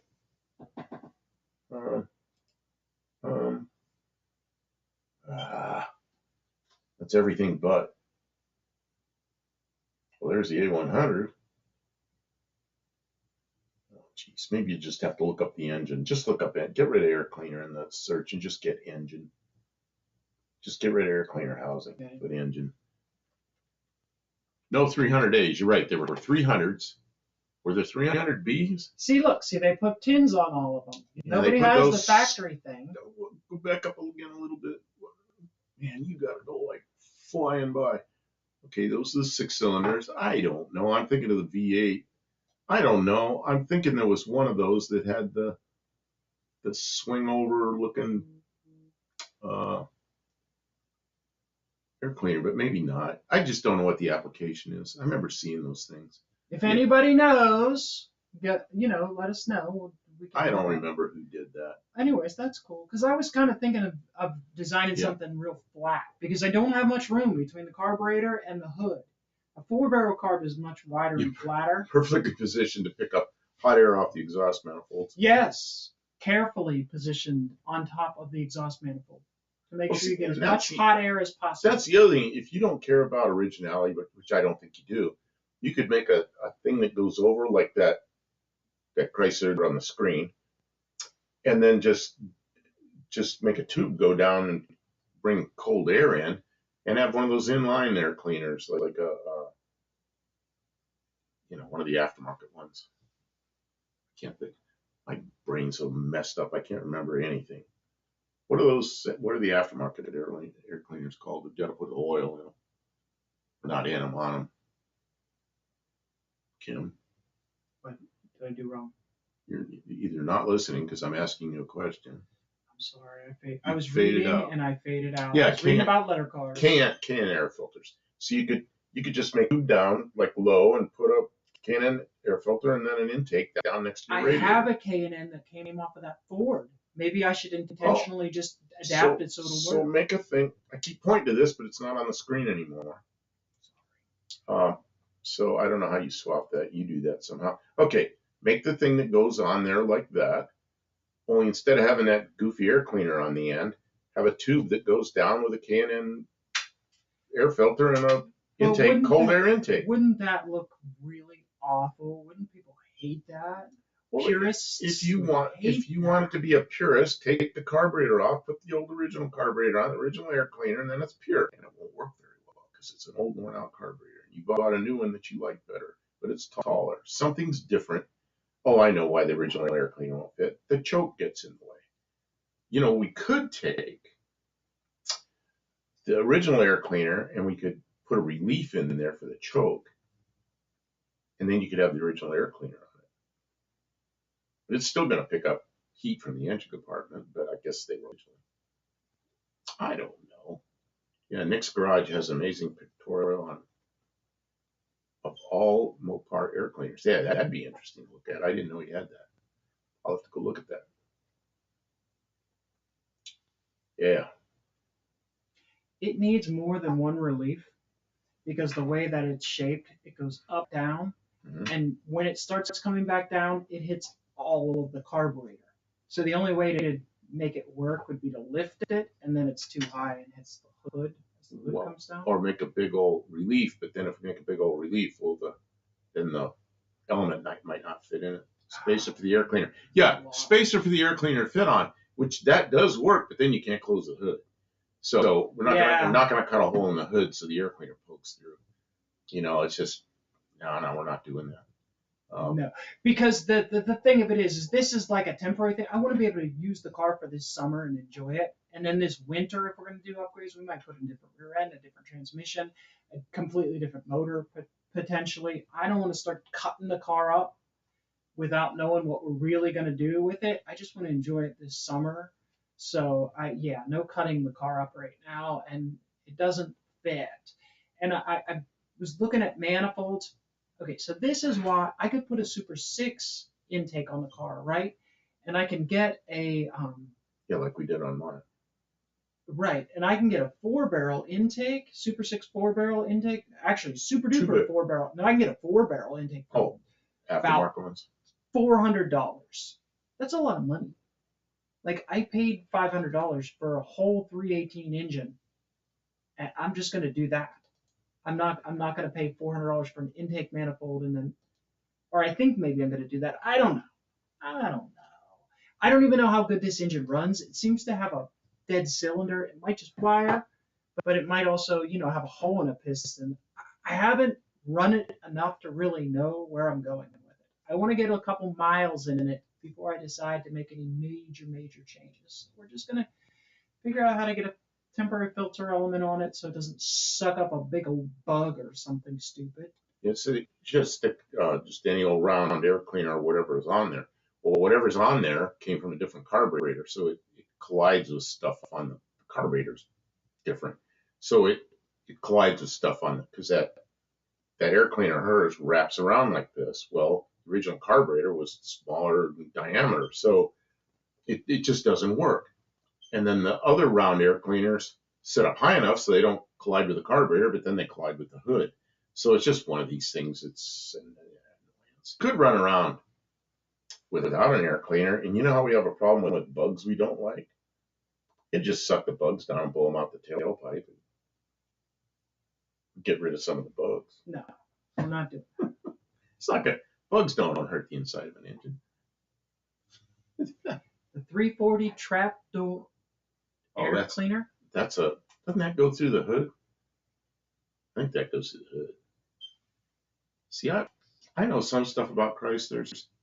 Trying to run an HK. Yeah, well, we're just going to find a round air cleaner, but it has to be something really flat. And it has to droop down, but it has to droop down out further, Use a screen as an air cleaner. Yeah, that'll keep the big stuff out. Yeah, we're going to look for something cheap because I've been just dumping money in the car. A screen as an air cleaner, that's right. I'm gonna get a furnace filter. I'm gonna fold it in half. I'm going to set it on top of there, and I'm just going to put a screw through it, and that'll be it. Furnace filter. Look up what Iceman says here. You're the looker-upper. Oh, okay. What am I looking up? He says 340 trapdoor air cleaner. He says it takes air from the bottom. It's not the ram charger air grabber setup. So I don't know exactly what he's. When I see it, I'll go, oh yeah. Okay, is it one of those? And those look as expensive as the whole car. Let's see. Oh. Shit. Oh, that is a snorkel. He says it takes air from the bottom. I mean, that looks like. What's the one that's right between you and me, between our heads? This one? Between our heads. There. This one? What is that? I gotta move because you can't read it. Trapdoor. Is that it? Vintage Mopar trapdoor air cleaner demonstration. That looks like one that brings air from the bottom. I don't know. Maybe that'd do it. Trapdoor that pops open at wide open throttle has a single snorkel. Oh yeah, that one does. That is it. Can you see that one? I think that is it. Yeah. That doesn't help because it still won't fit. My head is in the way. And it's for a 4-barrel carburetor, and I'm only using a 1-barrel carburetor, so. And she's using a. She went from a 1-barrel to whatever the Slant had in 1966 was a Holly 1-barrel, and she went to some other. Oh no, it was a. I don't know. Tell them what you did. I don't remember. You went from one thing to another 1-barrel. Some kind of Ford 1-barrel from the mid '60s. It bolted on. We did videos on it. It bolted on except for the throttle linkage. She fixed that. Works perfectly. Let's see if I want to just you guys. Oh, up to the obscure. Yeah, whatever that thing. Cool. Whatever that thing cost. Yeah. I'm sure they have those in stock. Waiting for somebody with money to want one. 1-barrel. Use a motorcycle air cleaner. The problem is it's so close to the hood. Yeah. There's the floor, the pedal, engine vacuum drops. Extra door opens up. Oh, okay. Yeah, that's kind of interesting. I guess. Probably start making some noise. Probably sound cool. Tim 72 Demon made it. Just got home. Welcome to the stream, Tim. Thanks for stopping in. He says he made it. What time is it? 8:50. Yeah, we'll probably go a little while longer. We've been on about 2 hours. So we'll go a little longer. I didn't get much sleep. So I started before we did this, and I fell asleep for about a half an hour. And I didn't want to wake up. I wanted to just stay asleep. So I got up and made sure I got some caffeine in me. Now I'm wide awake. Caffeine did it. Let's see. These days an OEM dual snorkel people are asking bucks for it. Man, my 64 Ford, I had an air cleaner off. I don't know what it was. 69 Torino or something. And I took 2 3-inch exhaust pipes and welded them on so it had two giant snorkels. And when you open it up, well, it ended up with a 351 Windsor and all different stuff. What was then an AFB, which looks just like a what should I do a short of tomorrow? Anyway, that thing was noisy. You open up the throttle, boom, sounded kind of good. And it looked like a giant 2-snorkel air cleaner.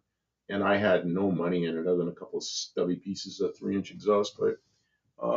What should I do a short of tomorrow? I don't know, John, you do all kinds of things. You have your dog jumping at tires, and you have dragging a ratty looking 69 Plymouth that I really like because it's not a post. Everybody likes the posts, I guess, because they're stiffer, but the hardtop looks so much better. Is it a 4-door? No, it's a 2-door. What's he doing with it? It's a Roadrunner. He was dragging it out of somewhere with something underneath, dragging, and he was pulling it with his Honda. I don't know, it was a short, just and it's a Roadrunner, but it's a hard top, which I really like the hard tops. And most people don't. They like the posts. Is that your new project, John? I missed this. I'm sorry. It's a short that he came out like yesterday's or something. I missed it. I don't know how. Jump over it. 1911s. Oh yeah, I don't know. Can you do shorts about a 1911? I don't know. The left rear shock was loose. Yeah, that's what it sounded like. A left rear shock loose. Like it was like a pig sticking in the ground, dragging along, drawing marks in the ground. Yeah, I don't know what else you should do. You know what you do is do another short with the dog, only lower the tire a little bit so you grab it a little bit. Because you really had that dog where he couldn't grab the tire. John, just whatever you're doing, pick a task that takes about 5 or 10 minutes, 15 minutes, forward all of it, and then slice it down to 1 minute. And it'll be interesting. Just only take the most interesting part of the 15-minute job and make that into a short. That's what we've been doing a lot, and it works out. They're hard to turn away from because they're just like it's. John's challenge with the shorts has gained us quite a few subscribers. Not anywhere near what I want, but I mean, I went in a dry spell of several with.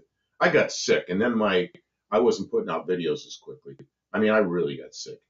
So then my new subscriber just came to a screeching halt. And then I gained a few, and then we started doing the shorts, and so I started gaining more. But the other thing I learned is that instead of just uploading on my phone, just whatever I got and stuck up there, is I'll take something we did that's pretty good, and like maybe 5 or 10 minutes of video, and edit it down to about 45, 50 seconds, just the highlights. And just go from one highlight to another highlight to another highlight, put it up as a short. And man, the best one I did was one of those. And it got like, how many views did that thing have? Oh, 8,000 or 9,000 views. Oh, it's more than that. It was 16,000. Is it up that 15,000? 15,000 something. I think it was 16,000 views. That was a great video for views. And we did a lot though. That was a couple of hours of working crammed into a minute. And I got 10 new subscribers off that video, that short. And the trick there was to take what was probably could have been a good longer video and just shorten it up so people with short attention spans still got to see the whole video, the whole 15 or 20 minutes worth of. But if you're going to do that, the editing time is, you're going to have an hour or two in editing. But an hour or two's worth of work got me 10 subscribers and all that. So, and then the very next day I did one because of Father's Day. I wanted to do the Father's Day one, and I think I got like 50 views because it was a Happy Father's Day. And then, which was a good come down from such big success. Like you just do something that isn't going to be like a big deal, but you want to do, and you don't care what the outcome is. I mean, that one bombed worse than I thought it would. It didn't really bomb though; it just wasn't a big thing. Yep. I've been recording bugs. I see bugs. I'm like, oh, there's my short. There's a bug. I don't know why, because there's bugs every damn where. I'm like, I'm staring at it. I'm like, maybe somebody else wants to stare at the bug. Hey. I can't get used to this Mama M cubed. Welcome to the stream, Miss Mama. Guns and Gears. And Guns and Gears is here. Welcome. So, yeah. I have a short with that horn, actually. Is that the one with the electrical shocks or something like that? Why do I think that there was an electrical shock? That was a really good short. What? John, that was a good short. I remember that it was really good. I think they somehow accidentally mistakenly ground an arc graping shot. Horn was going everywhere. I don't remember. I just remember it was cool. And, like the lightning bugs. Tim said you like the lightning bugs. Well, and I see the lightning bugs out there. I kind of like them. I didn't know you could come up under them and catch them so easily. I can, because I know how.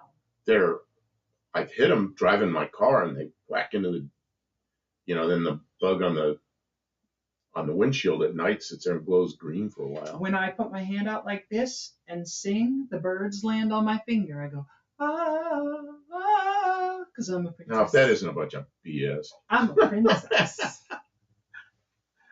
I want to see that short. No. This is where you agree. You say yes. I want to see that short. Okay, that's short. That's gonna take me a day or two. It has to be on days when my voice is light. Gotta love the beep beep horn. Beep beep horn kicks butt. With the printed decal, it has to have the printed decal of the Roadrunner on the horn, so it can be official. Which Disney princess are you? I'm Kim. Just attract ducks. The attract ducks. Nice. Right. That's not a bad thing. That's like a superpower. While we were on the subject of horns, I'm not a Disney princess. I'm just a princess. While we're on the subject of horns, for all you old folks out there that might remember Cadillacs of the late 50s, early 60s had a really good sound, deep, warm horn. They really sound good. I think there were two horns and they harmonized real nice and they were kind of a low pitch, just the opposite of a Roadrunner horn. And man, I want to find a set of those, but no one knows what I'm talking about, and they're probably all crushed years ago. But if anybody knows where the set of those, man, I want them. Black with no decal. No, was that what the factory one looked like? And then these ones with the Roadrunner on them are just like aftermarket ones? See, I don't know. I'm not a restorer. I'm a repairist. That's. I'm not even a mechanic. I'm just a repairist. She makes stuff work. Like, hey, I think this border end will fit under that Dodge, and the one on the Dodge sounds terrible. Measure it, yeah, it looks like the same width, and clunk, it's in there. Well, there's a little more work than that. Well, it was a day's work. I'm like, weld here, please. Measure here. She made some new parts, and we welded them on, and it fit so well, I couldn't believe it. Okay, let's see here. Also, if you want to avoid cracking and tears from starting at the corners of your little window openings in sheet metal, you should at least drill a small hole or a big hole. You could always use a hole saw if you need a big one and then cut tangent to it. Yeah, of course you drill. 69 through 80 was purple with a decal. I remember seeing those. John, did they make that? Wait a minute. Did they intentionally make that horn make that sound? Or did they just dub that sound over all the Roadrunner cartoons? What? They made that sound. The cartoons were first. Okay. And then somebody was like, that horn sounds like the Roadrunner? You mean they had to pay for that? They had to pay for that. They had to pay for that sound? Yes.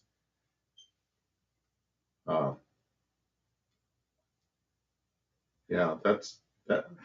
I have a soundbite of Kim saying, "I don't restore, I just fix." Well, her channel is Kim fixes things, not Kim restores things. I mean, honestly, I would be ashamed to call myself a restorer because I've seen the work that restorers do, and it is amazing. And nothing that I do is of that caliber. I'm just patching things together. I'm trying to think of what this is. Ken Welch, you know of the Trans Am tear, second gen, Jim F. Dottie's metal tear at the corner of the window opening. Oh, at the back of the window at the top. Oh, it's a very square thing. I didn't know those had a tear up there, but that would make complete sense. The second gens, what I really disliked was the T-tops. Really hated those things. They all leak, they all rattle, and everybody liked them. I didn't understand why. You're out of here. Okay, Colleen. Have a good night. Wait, where? Mama. I'm out, guys. Okay, well, thanks for coming in. Man, she's like, at least she stopped in and said, thank you. Yeah, it looks like M cubed.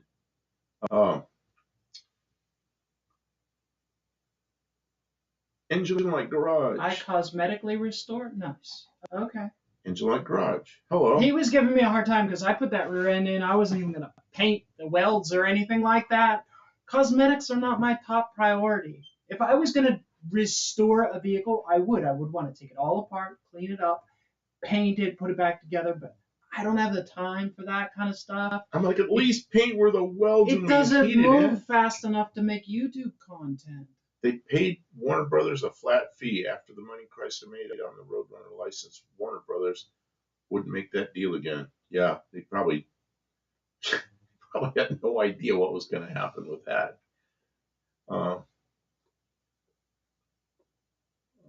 Yeah, Engine. You didn't say hi to Engine Light Garage, but Hi, Engine Light Garage. Welcome to the stream. You didn't notice Engine Light Garage was there. I'm having a hard time keeping up with everybody now. Oh, my neck is killing me.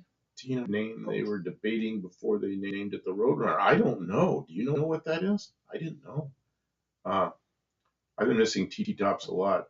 Chance of, I had an '87 Corvette, which wasn't a T-top. It was a what they call them, like a target top. Didn't have the cross member up here. And when I'd have that thing off, which I didn't do very often, I noticed that body was not as stiff. So there were 2 little connections up here and 2 connections in the back going through a piece of plexiglass, and that was keeping the body stiff. And when I figured out that that piece of plexiglass up there stiffened the body, I was like, whoa. Then I knew I knew what load was going through there. Then I heard about a guy that was driving down the highway one time in a rainstorm, and the piece of plexiglass flew off and the frame was still there. Then I got real nervous about driving that thing in thunderstorms and at night, because that thing's flexing around. It probably wears it out. Then I started putting I had a fiberglass one and the plexiglass one. I started putting the fiberglass one on there. I don't know if it stayed together any better. But, I don't think anybody would want one of their cars considered the Mickey Mouse edition. Mickey Mouse edition.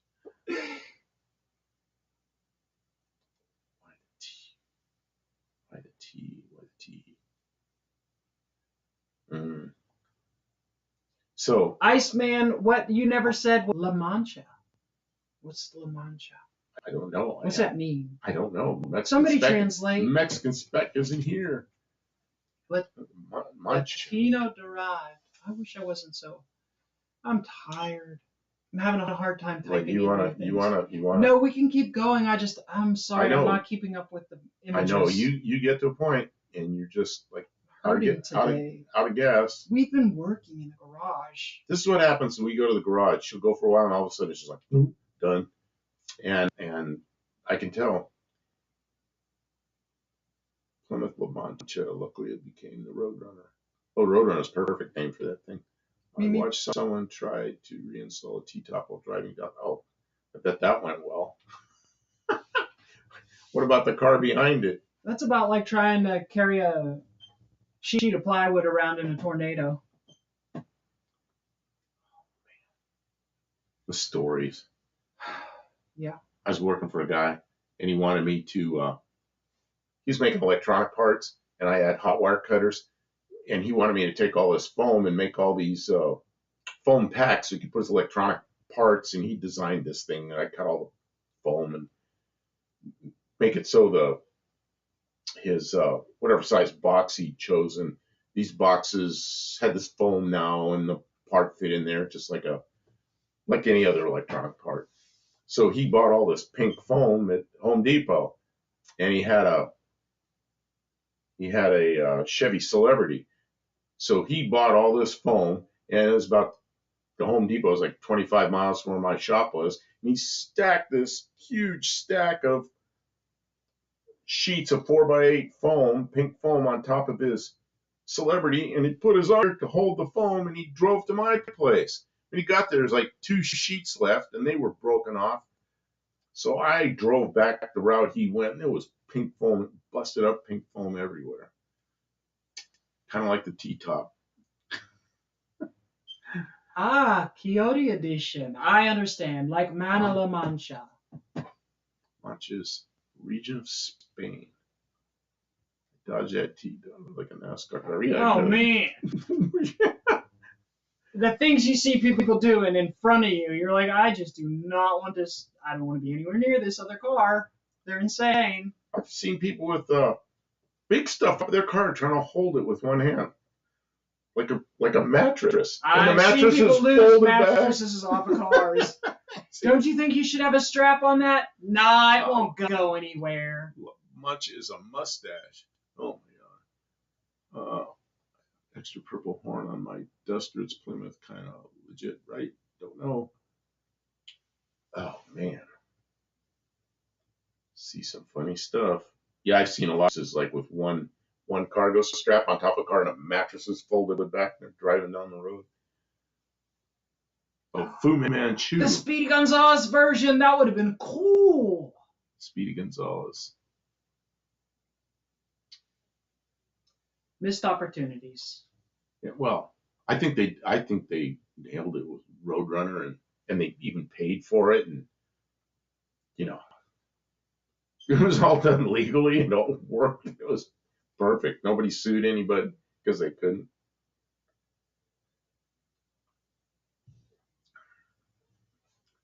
Who is this? Javi? Macis? Okay. Okay, am I pronouncing Welcome your to name right? the stream. Am I pronouncing We're your sorry name? how to pronounce your name properly. See if you can spell it out some way so that English. Good night, Paul. Thank you for Javi. being here. Ah, Paul's taken off. Okay, take care. Good night. I believe that religious groups got the demon. Oh, I didn't know that. You're kidding. Oh. How much pressure do you have to face before you're just like, whatever, we'll change the name of the car? Yeah, make it something worse. Call it the devil. Now try to stop us. You know why it's called the Challenge TA? What's TA? Was it Trans Am? Oh, it was. It was from the old Trans Am series. Because see, Trans Am came from Trans Am Racing, which was the pony cars, which were at the time Mustangs, Camaros, the original Barracuda, and actually the Corvair was Trans Am, although Trans Am series car, but I don't think it did well. I don't know if they were even raced in the Trans Am series, and they were 5-liter cars. And that's why the 302 Chevy came out, is because they put it in the Camaro and they could race it in the Trans Am series. In the original Trans Am Pontiacs, I thought Trans Am was a Pontiac car. I didn't realize it was a racing series. It was a racing series, and that's why the Pontiac called that car a Trans Am. And it had I think, 303 cubic inch engine. And then it came out with a 455, and I go, that's dumb. That's not Trans Am, but of course it sold real well.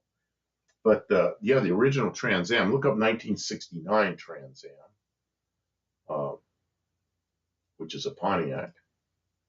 And Pontiac paid the licensing fee. It was a Trans Am series. See that, I think, had a 303 cubic inch engine. I think that's what it was. I know it had to be 5 liters to fit in the Trans Am series. And then, of course, it just all got messed up. They just kept the name, and 455. 76 with gold honeycombs. See, in 70, I saw that. That's a nice car. 76 was when I had my first radiator shop in a Pontiac dealer across the street, and those things were just lined up there. There's always a line of Trans Ams and Pontiac Formula, Firebird formulas there. Man, I like those things. Turbo 301. Okay, it was a 301. I knew it wasn't a 302. It was a 301 Pontiac. Because 305. 301, a low deck engine. I don't know what it was. It was. That'd be a rever. It was a Pontiac engine. It was 301 cubic inches. It looked like every other Pontiac engine. And it was, the limit was 305 cubic inches. So that's 5 liters. So they had to fit in the 5 liters. But then that's got a different front. They came out with this style Trans Am, and all of a sudden they had 455s in it. My reaction to that was, that's dumb. It'll never qualify as a Trans Am car. But they called it a Trans Am. They call it a Trans Am, but it doesn't fit the series. It doesn't fit the series. Oh, man. But that didn't matter. That series didn't last. Really? What was special about the Trans Am racing series? What made it the Trans Am? I think they were, it seems to me they were road courses. It was kind of like NASCAR, except they were pony cars. Sometimes Mustangs. they turned right as well. Who wrote that?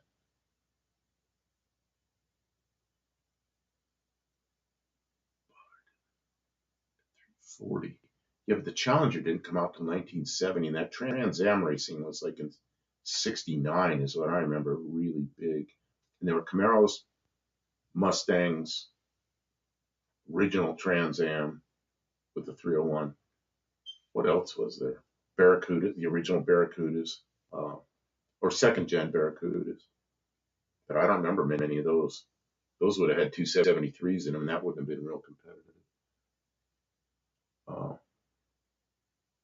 yeah, they're, what do you see? Oh, 1873, which really means 1973 is the first Screaming Chicken. Yeah, okay. Yeah, because they just had blue stripes before that. Oh, my head itches. Why's my head itch? All right. Don't be scratching your head. Road course, 5-liter engine limit. Datsuns, I don't remember the Datsuns. Oh, yeah, the AMX. That was the other one, Firebird. There's no Challenger then. There could have been. I mean, it could have gone into 1970. Yeah, what I remember was the AMX, the Firebird, original Trans Am, Camaros, Mustangs. I don't think I remember a Cougar in there. But you know, Ford had a 302 and a Boss 302, which is, yeah, it was a great engine. Man, they ran 240Zs in that. See, I don't remember that. But I was not, I just knew about the series and saw pictures of it. I didn't really follow it well. I was, I don't know, I wasn't following racing that much then. That's about the time I was getting my driver's license. Oh, it's the Javelin. It's the Javelin that was in the Trans Am series. 1970 body went in. Dan, okay, yeah, the CUDA. Okay, that makes sense. So, but I don't know when the Trans Am series ended. It wasn't much after that. It says 81, 80 or 81. I don't know. I don't know when it ended. NASCAR was the big series. So let's see here. It was a 66 Dodge D Dart driven by Bob Tolios, Tony A to Z, Adam Witt, who won over 2-liter class of the first Trans Am races in '66. Then a 2-liter class. See, I didn't remember that. 510 sedan. Oh, that makes sense. Yeah, the 510 sedan, that was about the same size. It wasn't a pony car, but it was about the same size car. Oh, it was a little engine. Man, can you imagine a Datsun 510 with a 5-liter engine? Woohoo, that'd be fun. Well, I helped a guy years ago. I helped a guy with a Datsun pickup from that same era. I forget what those pickups were called, but it had the same engine. I think it's a 510.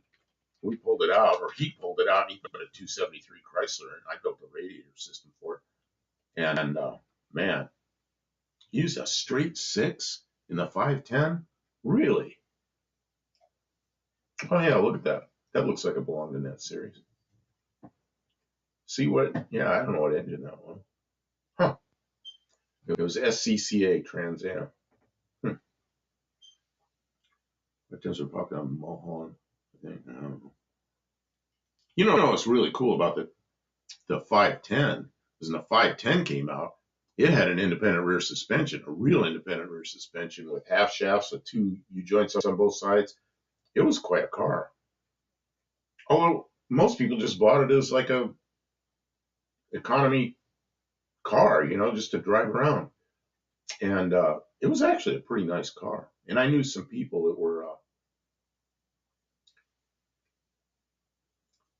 the Turbo 301 was in 81 Trans Am, the race series in it. Yeah, but the Pontiac had an engine that was, I was thinking it was 303, but maybe it's 301. I don't know. It was a small Pontiac engine that could even have been 305. They had to be 5-liter or less, which is 305 cubic inches. So I know there was a small Pontiac engine that was in the original Trans Am. I don't know what engine that was. I remember it, but I don't remember it well enough to remember the cubic inches. I just remember it. Oh, it's 303. Okay, I was right the first time. Jeff Brabham. Man, I don't remember it. Danny Boyd remembers all this stuff. They ran Sebring in Denver and somewhere. I thought they ran maybe Riverside. I don't know.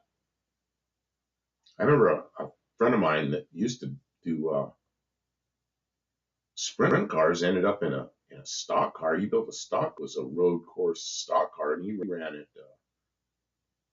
He ran a couple of tracks, but I remember one of them was Riverside. I don't even know if those tracks exist anymore. He ran a road course with a big stock car.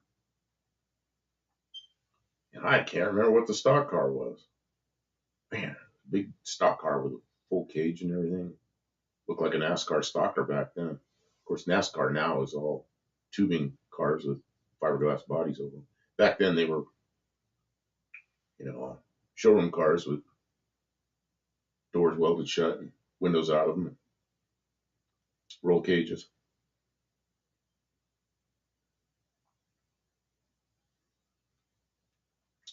Maybe you can find a picture under the hood of that. Look up Trans Am 510 Trans Am engine or hood open or something like that. There's ones with the hood open, but you can't see the engine. So what were they running, a 240Z engine? Or you said 2-liter? Shit, I don't know what they were. Oh, there's one.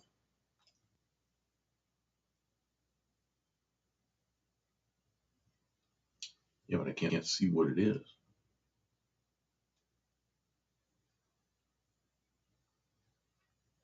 She's working on it. Yeah, the 510 had a 4-cylinder. I remember it well, but I was thinking when they were racing it, somebody said it had a 6. What's that one in the upper right-hand corner? Upper right-hand corner. Look on. Yeah, that one. That looks like a T engine. I didn't think that would fit in a 510 because I didn't think it was long enough. I didn't think the hood, the engine compartment was long enough. It looks like somebody shoehorned it in. Well, it could have very well been the 6. I don't know. I don't know what SSS engine is. I assume it's like it says they're dyno tuning the 71 Datsun BRE 510, and it's in the Z Car blog. So okay, so it could be a Z engine. Here, is that? That's what I was looking at. Was that? I think that's what it is. Can you scoot that over so we can see it? Oh, you can't see it. I don't know. It's kind of not very nice the way it is. 510 had, an L16. Yeah, it was an overhead cam engine. What I remember about those engines, look at that thing. What I remember about those engines was they come hot, and man, the heads would crack and oil would come just blasting into the radiator. I remember a lot of them coming in overheating, and I'd open up the radiator cap, it'd just be full of oil. I go, okay, you're going to have to. Oh, he doesn't think it's a 6-cylinder. What about all those carbon? No, those are 4. It is. It's 4. Yep. With some kind of. Yeah, you're right. It's 4-cylinder. Yeah, so I don't think the 6-cylinder will fit. That was my impression. That I remember working on 510s a lot. I mean, you could make it fit. In the 70s, 510s came out in 68. So when I had my radiator shop in the 70s, 510s were everywhere, And I remember doing a lot of the top seams used to pop on the radiators, and they were easy to fix. Great radiators, except the top seam split, so I just reset the top tank. And but if they overheated them, here comes the oil. I said you were right. I thought it was I saw that. I saw that. I'm just not reading all the. I might be reading all the comments, but I'm not reading them out loud. Because I can't. There's too many. But I'm scanning down and I see. Yeah. Group 44. See, I don't know what all the different groups are. performance dual carburetor engine. I remember working on so many. They would blow head gaskets on. Okay, well maybe it was just a head gasket. Maybe it wasn't a cracked head. But I remember oil, just radiator, just full of oil. And I go get it fixed, then I'll clean the radiator out. And they get it fixed. I come in there with some stuff called L11D greaser, which you can still find somewhere. Look it up. L11D greaser. It's white stuff. It comes in a can. You pour it in the radiator, and it dissolves. It'll dissolve 90 weight gear oil into water. It's amazing. And then you flush that out, and you put antifreeze in. And if the head gasket or crack head's fixed, it's all back to normal again. Man, I miss that stuff. L11D greaser.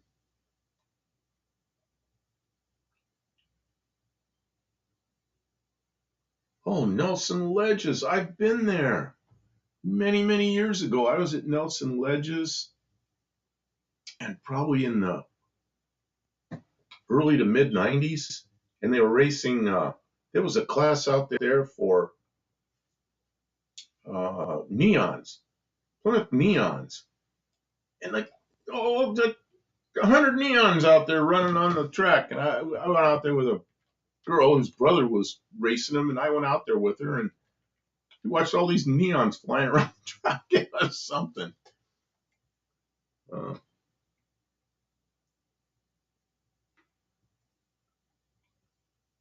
I'd forgotten about that place.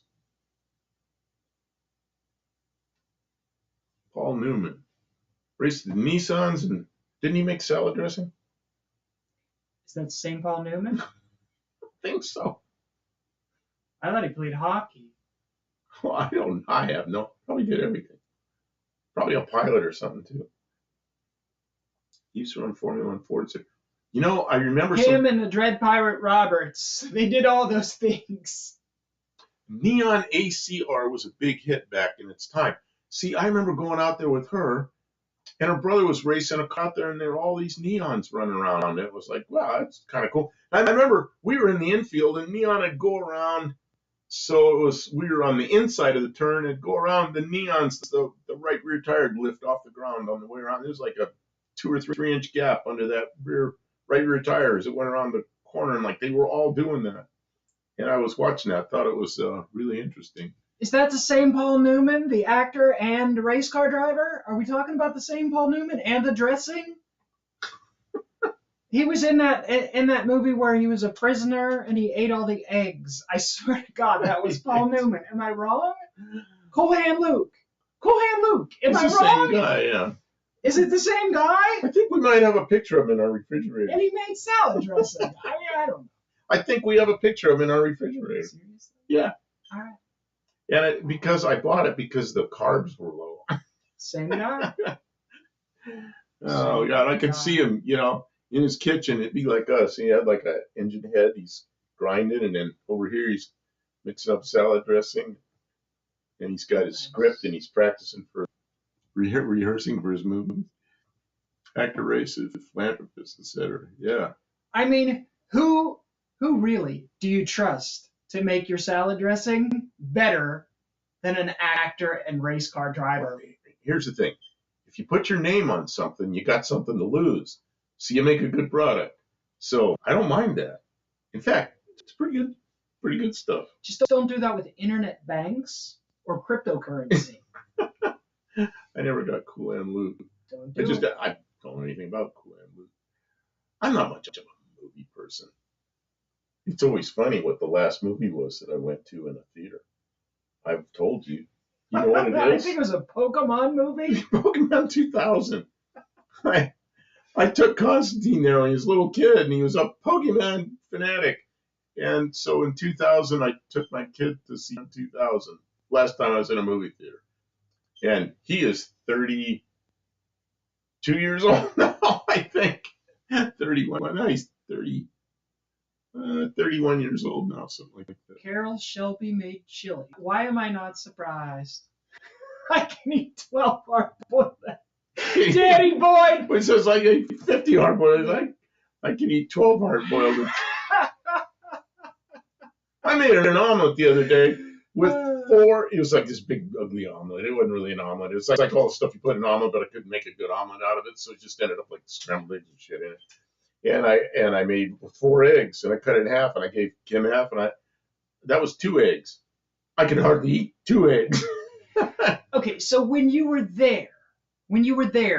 a local guy growing up, and you saw like all these things, it made perfect sense. But outside of the historical context of he was this person and then he was that person and then he was a celebrity, so he became this, it gets very blurry. It's like Michael Keaton, like he was Batman, but he was also. Eggs are one of the most disgusting foods. You can have all of them. You know what? For years and years and years, I didn't eat eggs. I was so sick of them. I didn't like them. Force fed when I was a kid, hard boiled eggs. This guy always had some kind of eggs. Breakfast, we didn't do much of that. But when I got in the Air Force, we had breakfast. It was always eggs and other stuff. Then I worked all night in the Air Force. So midnight chow was breakfast. 3 a.m. was breakfast. You get off work, it was breakfast. And after that, I never want to see eggs again. I'm like, do you want to stop up at Waffle House? He's like, no! So, yeah. Eat breakfast! Besides not liking breakfast, I don't like the fights that break out at Waffle House. So, bad neighborhood, there's a Waffle House popping up. Recently, I've been making eggs again, and when I mix he makes it good. He puts garlic in them. I put onion and garlic and cheese. She buys frozen, it's chopped up. It's like onions and green peppers mixed. Yeah, it's peppers and stuff, and I stick that in there, and then I saute it all in some butter or some coconut oil, and then I put the eggs in, just scramble it all up, and it's pretty good. And she'll put ketchup on it. Now, I know a lot of people don't like ketchup. They get really upset with that. But I tried some ketchup on it on the last ones, and it was pretty. It was a little too much ketchup, though, for you. Yeah, it was a little too much ketchup for me. But it was a lot. He did it for the short. He was just that one. Yeah, I put too much on that one. This was last night. Welcome back, Owen. Last night, I made, or yesterday morning, or sometime yesterday, I made 4 eggs, and I lopped them up in half, and I gave you half, and I took half. And I put ketchup. You put ketchup, so I put some ketchup. And it was okay. I always use hot sauce. Hot sauce, man, I gotta be careful with the hot sauce. You don't have this app. You can download and install the app via Samsung apps. Kim, can you fix that? The TV is listening to us. TV is listening. Hears us. It shut off. You bastard. Hey, AI is taking over our television. Are we still on? Yeah. It just turned the TV off. Our monitor turned off.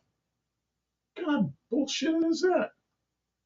It turned the TV completely off. Oh my God. See, the TV. Damn it! The TV has. There we are. Voice controls. It has voice controls. And it'll hear a word when we're not talking to it, and it understands it as a command, and it just does something. It's it. How'd you like when someday your car is going to do that? It's going to be like, what's that? You want me to unalive you? I'm just driving this ditch. Well, the 2026 cars have all kinds of new stuff. That went through in the infrastructure bill. The infrastructure bill, which you would think would be like for roads. Thanks and bridges. for being here, Iceman. Continue. Infrastructure bill. I know. You're so mad about it. So they put in there. So now there's 6 vehicles have to have microphones inside where they always listen to you, and they record this, and it gets stored somewhere. Every conversation you have in your car will be recorded and stored somewhere. Next, they'll be doing that in airplanes. And they have. Every car will have a breathalyzer in it, so you have to blow in it, and I know, breathalyzer before you can start your car. So all of us that don't drink, it's a big problem. We have to pay for it, whether we use it or not. Blow into our to drive it. What was the other thing they're gonna do? There was something else. It's just horrible. When I'm reading this stuff, flip out, get angry. It's like, okay, I'm not ever going to buy a 2026 or new car. Never, never, never. You know, the infrastructure bill, whatever they call the bill, it's not what it's about. Lies. Car voice recognition has trouble with my accent. You have an accent. See, I don't know your accent. Your accent is just like everybody else's on here. Car doesn't listen. My car doesn't listen. It's a 72 Plymouth. Now my 2016 Mazda, it may listen, stealth listen, and I don't know it. That's possible. I know my phone does. Yeah, what year did they start putting those OnStar in? Because they listen. Oh, OnStar. Yeah, I had a rental for a while. It was That's been a long time. That's been 10 years easily. More. It was a really fast Pontiac Grand Prix. It was an 07 Grand Prix with a Crosswise LS engine, and it was big disc brakes on it. Man, that thing was fun. But you know what? Once in a while, I'd say something, and from somewhere, OnStar, what is your emergency? And I'd be like, what? So it would hear me say something and transmit it to the OnStar person, answer me. It's like, God. And it was a rental. I couldn't do anything about it. So I don't have any emergency. I don't know what happened. You heard something I said. I don't know. Oh, it's okay. And she'd say something and then hang up. What a bunch of nonsense. So they may not do Boston. Okay, so you have one of those accents. I have a friend that lives in just north of Boston, a place called Amesbury. Can you do a Bostonian accent? I'm not. Yeah, OnStar goes back. You ever seen the video with? Is that the accent where they call a drawer a draw? Yeah, my friend who doesn't know how to say R's until there's a word without an R, and then he puts an R in it. Nice. Like at the end of like there's an island just south of Florida. It's Cuba. There's no R on the end of Cuba, you know? I'll say Cuba. Oh man. Yeah. Why would anybody pay for OnStar? You know the rental I had. Yes, Bachelor. Because it was built into the car's straight bullet. Like they would sell you on the whole. It was a big old like sales pitch. Like get OnStar. You really want OnStar for safety. Who knows when you would. We can unlock your. They can unlock your doors remotely if you have OnStar. Oh, that's about the only thing. You ever go on YouTube sometime? Not during our live, but after our live. Go on there and look for Blonde Star. It's a woman that gets trapped in her car and she calls. Don't give away. And she calls Blonde Star. You gotta watch it. You gotta watch it. Draw. Yeah, I mean, he doesn't know how to. He knows the difference because he used to live in California, and his father, the family was from Massachusetts, but he kind of grew up in California. But then when he was a teenager, he moved to. Bachelor. He moved to. He moved to Massachusetts. So ever since he was like 13 or 14, he's been in Massachusetts. He's 71 now, so of course he speaks New England. So I remember when we were kids, we were down there working. His dad had a 1960 Falcon. He had the head off of it, and they're putting the head back on it. He wanted to know if I had a torque wrench. And I'm like, what? He goes, a torque wrench. And my friend Dave goes, one that talks. His father's like, no, a torque wrench, so you can read the talk, And my friend Dave says, no, it's a torque wrench. Oh, okay. But now Dave's back there, and he's been speaking torque wrenches forever. So KJ Kylie says that will snip the wires to them. The problem is now you've disabled a required thing, and you're going to run into problems because the car might not start, or it won't pass inspection, or they'll just show up at your house and arrest you for disabling a required device. Smash your car. Because you had previous DUIs, if you didn't have your breather thing, if you fail the breathalyzer on your car, you go straight to jail. No. I thought you just couldn't start the car. Oh no, because you're not allowed. But that's only if you have some kind of infraction. But what's to stop them from, if you disconnect the breathalyzer, now you've tampered with your car. Same with the tracking device that they follow you with, that automatic shut off. If you disable that, now you're a criminal. Right? Like if you have an illegal gun, you're a criminal. If you have an illegal vehicle, you're a criminal. So if the cops realize somehow that you have disabled that function of your car, worse. They say that in Southern Ohio too. Yeah, in Pittsburgh it's worse. Worse, yep. Got worse. Yeah, Southern Ohio, West Virginia, and Pittsburgh better. Cell phones, but yeah. So those are real things that they're trying to push on everybody, and people will say, well, if you don't break the law, you have nothing to worry about. It's like, well. Okay, you and I went to dinner with my son, who is 41 at the time, maybe 42. His daughter, my granddaughter, she just turned 18, so she was probably 17 then. 4 of us are sitting there. This infrastructure bill had just passed. The microphones have to be in all cars and send every conversation for storage somewhere. And I was really upset about it. And they're sitting there. I said, what do you think? And my son, who's 40 something, goes, and my granddaughter, she's just sitting there. And he's sitting there. He goes, just think about it. There's 4 of us sitting at this table. And right now, all 4 of us have a device that's already doing that. So why? She goes, she's like 17. She didn't even care. Yeah, so it records everything. I'm like, when I was a kid, that was like a major violation of your privacy. And now it's like, so what? I don't know. It's a different world. It's a world.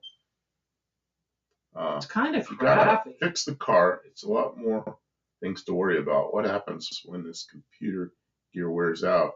I mean. And you have to buy new stuff. It's disposable. Yeah. It's too complicated to fix. You just have to buy new stuff. I watch this guy in New York, South Main Auto, and he gets cars that are 10 years old or so, and it needs a module, and you can't get a module anymore. So he's out in a junkyard looking for a module that'll fit, and then it's got a different VIN on it. So he's got to send it to some guy who somehow is able to change the VIN on the module, which probably isn't right, and comes back. So the whole thing is such a mess. Well, what happens when the modules in the junkyards don't work anymore? Well, now you got a dead car. You got a car that's no good. Oh, yes, speak pig Latin. Won't work. They can train AI to hear that. Yeah, teach your kids to speak wrong when they're born. Who was it used to say that? Teach your kids to speak wrong. I go, Mama, dog face the finish. Who was that used to say that? What are you talking about? He said, teach your kids to speak wrong. People don't understand what they're saying. Oh, AI doesn't understand pig Latin. It will in a couple of months. Oh, yeah, they'll get that figured out. I remember saying real urgently, why I'm getting my friend's Tesla away from very unskilled Amazon driver. The thing's installing updates. I'm like, turn into a motor vehicle. Crash. Yeah. Put a camera in your bathroom. Yeah, if you're not doing. Yeah, I'm surprised toilet doesn't have a camera in it. Oh, don't say that with a camera. Maybe there'll be a microphone on it too. You just keep flushing the toilet, so all they hear is the water. Oh man. I mean, we have no less. They know what we're doing in this room. Oh yeah, I'm sure they do, because we're like trying to record everything.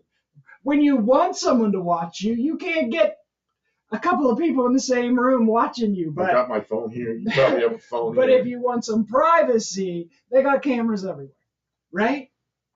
Yeah. Like, I'm so famous. There's FBI, CIA agents listen to me all the time. The thing is, they don't listen to it. They just store it for some time when they want to listen. They want to get you. They want to get you. Yeah, George Orwell was correct when he wrote 1984. Man. He had no idea how bad this is going to be. Or maybe he did.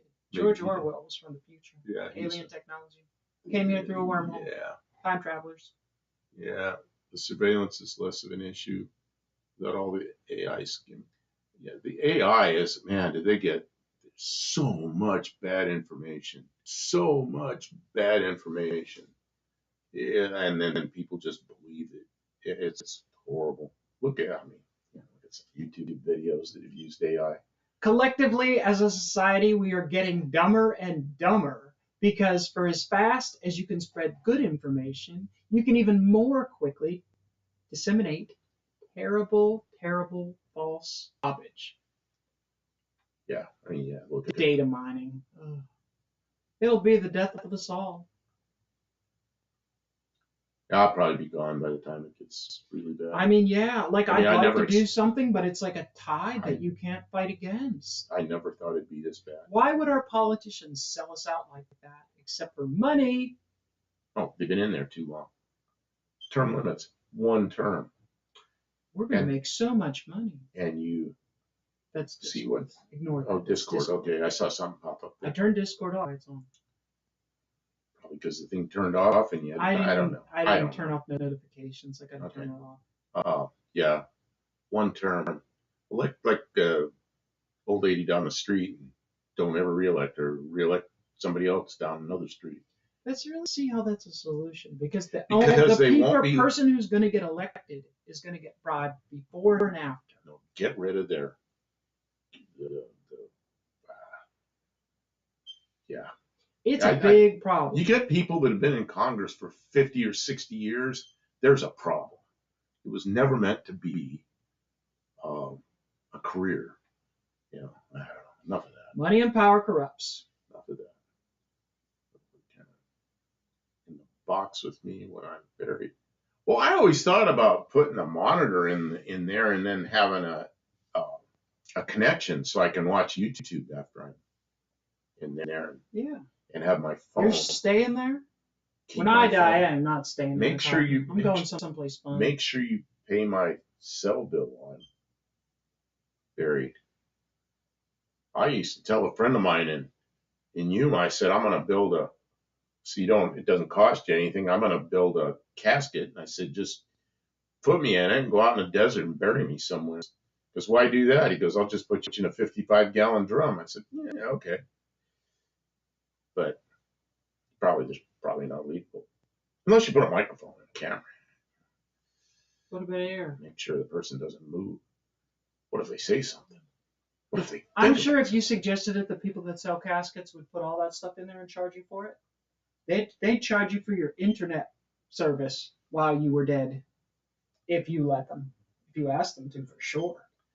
Too much corporate control over government, even if they try to stop. Well, corporate control, I don't know. Money and power corrupts. Corporate, you can say, but I mean, there's a lot of corporations that aren't evil. The corporations that are evil are huge corporations that have. Corporations are not inherently evil. It's the people who run them. There's corporations that I've been involved with that are like 3 or 4 people, and they're just trying to make a living, you know. They don't have any political pull. My blood pressure is going up. Yeah, okay, so let's get on to something else. You're skipping the box. When I'm off for some reason, I'll have to put you in the drum while you're still. Bluesmobile and return it exactly. So how do they put you in a 55-gallon drum? They got to seal the drum, or they just leave it open, flip it over so it doesn't rain in there? I don't know. While you're still, rigor mortis. Yeah, chop it up. This is very morbid. He gets like this sometimes. Miserable and bitter. My blood pressure is always right on the edge, and then I've got to make sure my blood pressure meds are up to date. This is no fun. See, I'd rather focus on the things that we're doing now, the projects that we're enjoying. We're working on our Dart. Once we get the Dart out, we're going to pull that Ranger in and pull the cab off, and maybe try and put the Studebaker on that frame. Oh, geez, you're going to tell them this. Okay, so what do you think? I need a different frame for my Studebaker because the Studebaker has a bunch of weird steering and stuff that I really, and instead of ball joints, it has kingpins and trunnions. Nothing wrong with that, except you got to rebuild it all, and you got to find all these parts. And it's really like 1930s suspension. So I just want to put it on something. Kim suggested putting it on the Ranger frame, and I looked up, and the wheelbase is only a half-inch difference. I can make that difference up pretty easily. I mean, you might not even notice it. And then you got twin I-beam suspender up passenger car. I'm like, wow, I don't know about that. So tell me what you think about that. The Studebaker Lark with twin I-beam suspension up front, and you know, the thing is, I have a rear end. I have a corporate 10 bolt, which is almost as big as a 12 bolt GM rear end, and it's got leaf spring perches on it and everything, the right width and everything. So I'm planning on using that. Got rally wheels like from a Corvette or from a Monte Carlo or something. So I want to put those rally wheels on it. But I guess I'm not stuck to anything. But what do you think about turn that? No, I'm not going to do that. I'm not into all this racing. I just want something I can drive down the street, get on the highway, and go 1,000 miles, you know? Yeah, Mopar Al put the Mustang 2 suspension in front, which is okay. Well, this is an. Did Ranger stop coming with the? This is an 88. This is an twin I-beam. Here's what I was gonna. The motor is the transmission's bad. The motor is going into my Bronco 2. The rear end is already going into the Dart. So it's already in the Dart. The frame and the cab will be all that's really left. The front suspension and stuff like that, but that's not going to work for anything but another Ranger that we don't have. I wouldn't use a twin I-beam. The original plan with the Studebaker was to pull the body off the frame, and it's almost there. The only thing left on that frame is the body. The door, everything's off of it. So, and the engine's still sit on it. So I was going to pull the body off, take the engine out, transmission out, and then I've got a 79 Trans Am subframe. I was going to weld that into the frame. And so then I have 79 Trans Am front suspension, which to me is kind of a modern suspension, but well, way better than the Studebaker, which is 1930s era. And the 79 Am, you know, has AA arms and big sway bars and big disc brakes, and it's all good. And Saginaw steering, not a rack and pinion, but a Saginaw steering gear. And all that stuff would have been really nice. And the width was correct. It was like within an inch of being right. Would have been about an inch wider tread width. But that's a lot of work. Yeah, the Crown Victoria is too wide.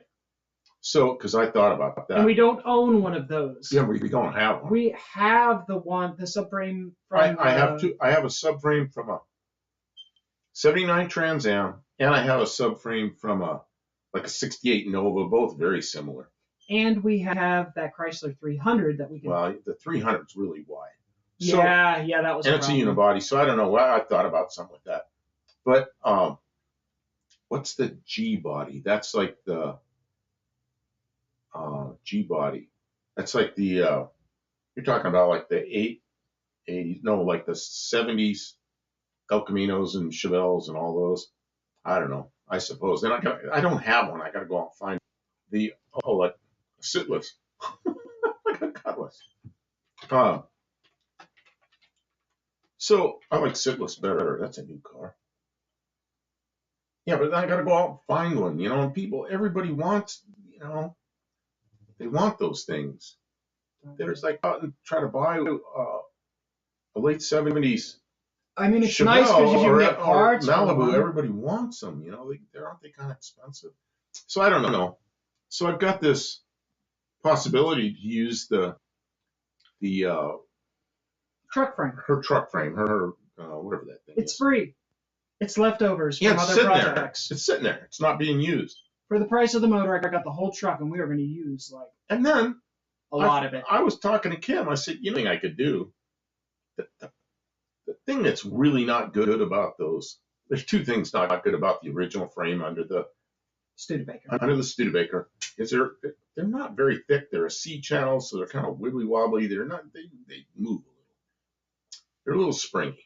Okay, I guess I can put up with that. I mean, they drove them around like that a lot.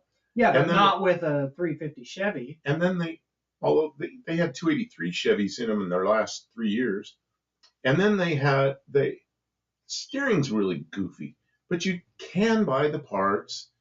There's OEM parts still available through. There's all the the whole cult that likes those Studebakers. There's still original parts, so you can get them. And I guess I could do that.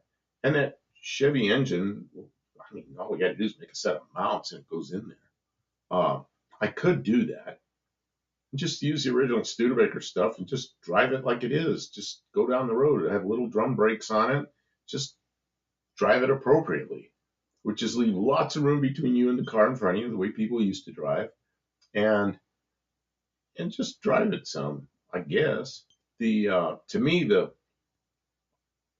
Ranger chassis, I really like the idea of it's a lot beefier chassis and it's the right size, but the twin I-beam's a little weird. Yeah, box the frame. So there's people that box the those on the Studebakers. The real thing to do is what they did. They took that same frame on the Avanti and they X-braced it, and that stiffened it up a lot. And then people that did box them, they boxed them like front and back. Then all the flexes like in one spot and they crack. So if you box it, you got to box the whole thing all the way back, and there's a lot of work because you're boxing around a lot of curves and hoops. And so, yeah, I don't know. I thought about that. If I put the Trans Am front frame on there, I saw somebody else did that, and they had cracks right behind the frame. So if you put the Trans Am frame on there, you've got to box the back half of it. So yeah, of course I thought about that, but I don't want to box in the front part because it's just too complex, too much stuff going on up there. I don't know. Maybe just leave it and buy all the aftermarket stuff or not aftermarket, all the OEM parts that are still available. Remember when you got the Studebaker engine running? Yeah. You got to run it. It had no front cover on the timing chain, so it's flinging oil all over the place. That was funny. So it's not a gear, wasn't it? It was gears. It was the gear between the crank and the cam. So it's flinging oil everywhere. So we had the front cover, but no gasket. So I ordered a gasket from one of those Studebaker places, and it was not expensive, like $10 or $12 or something. Got it. It was an envelope, said Studebaker on it, and it was old. It was like from the 50s. Pulled that new gasket out of that old envelope, used it. It was perfect. Brand new Studebaker part. So you can still get the stuff. Leave it stock and drive it is not very simple because the entire front suspension needs rebuilt. It's no good. In the all 70s. The brakes need rebuilt. No good. But you can buy that stuff. So yeah, but it's a lot of work, and we're talking about doing a resto mod.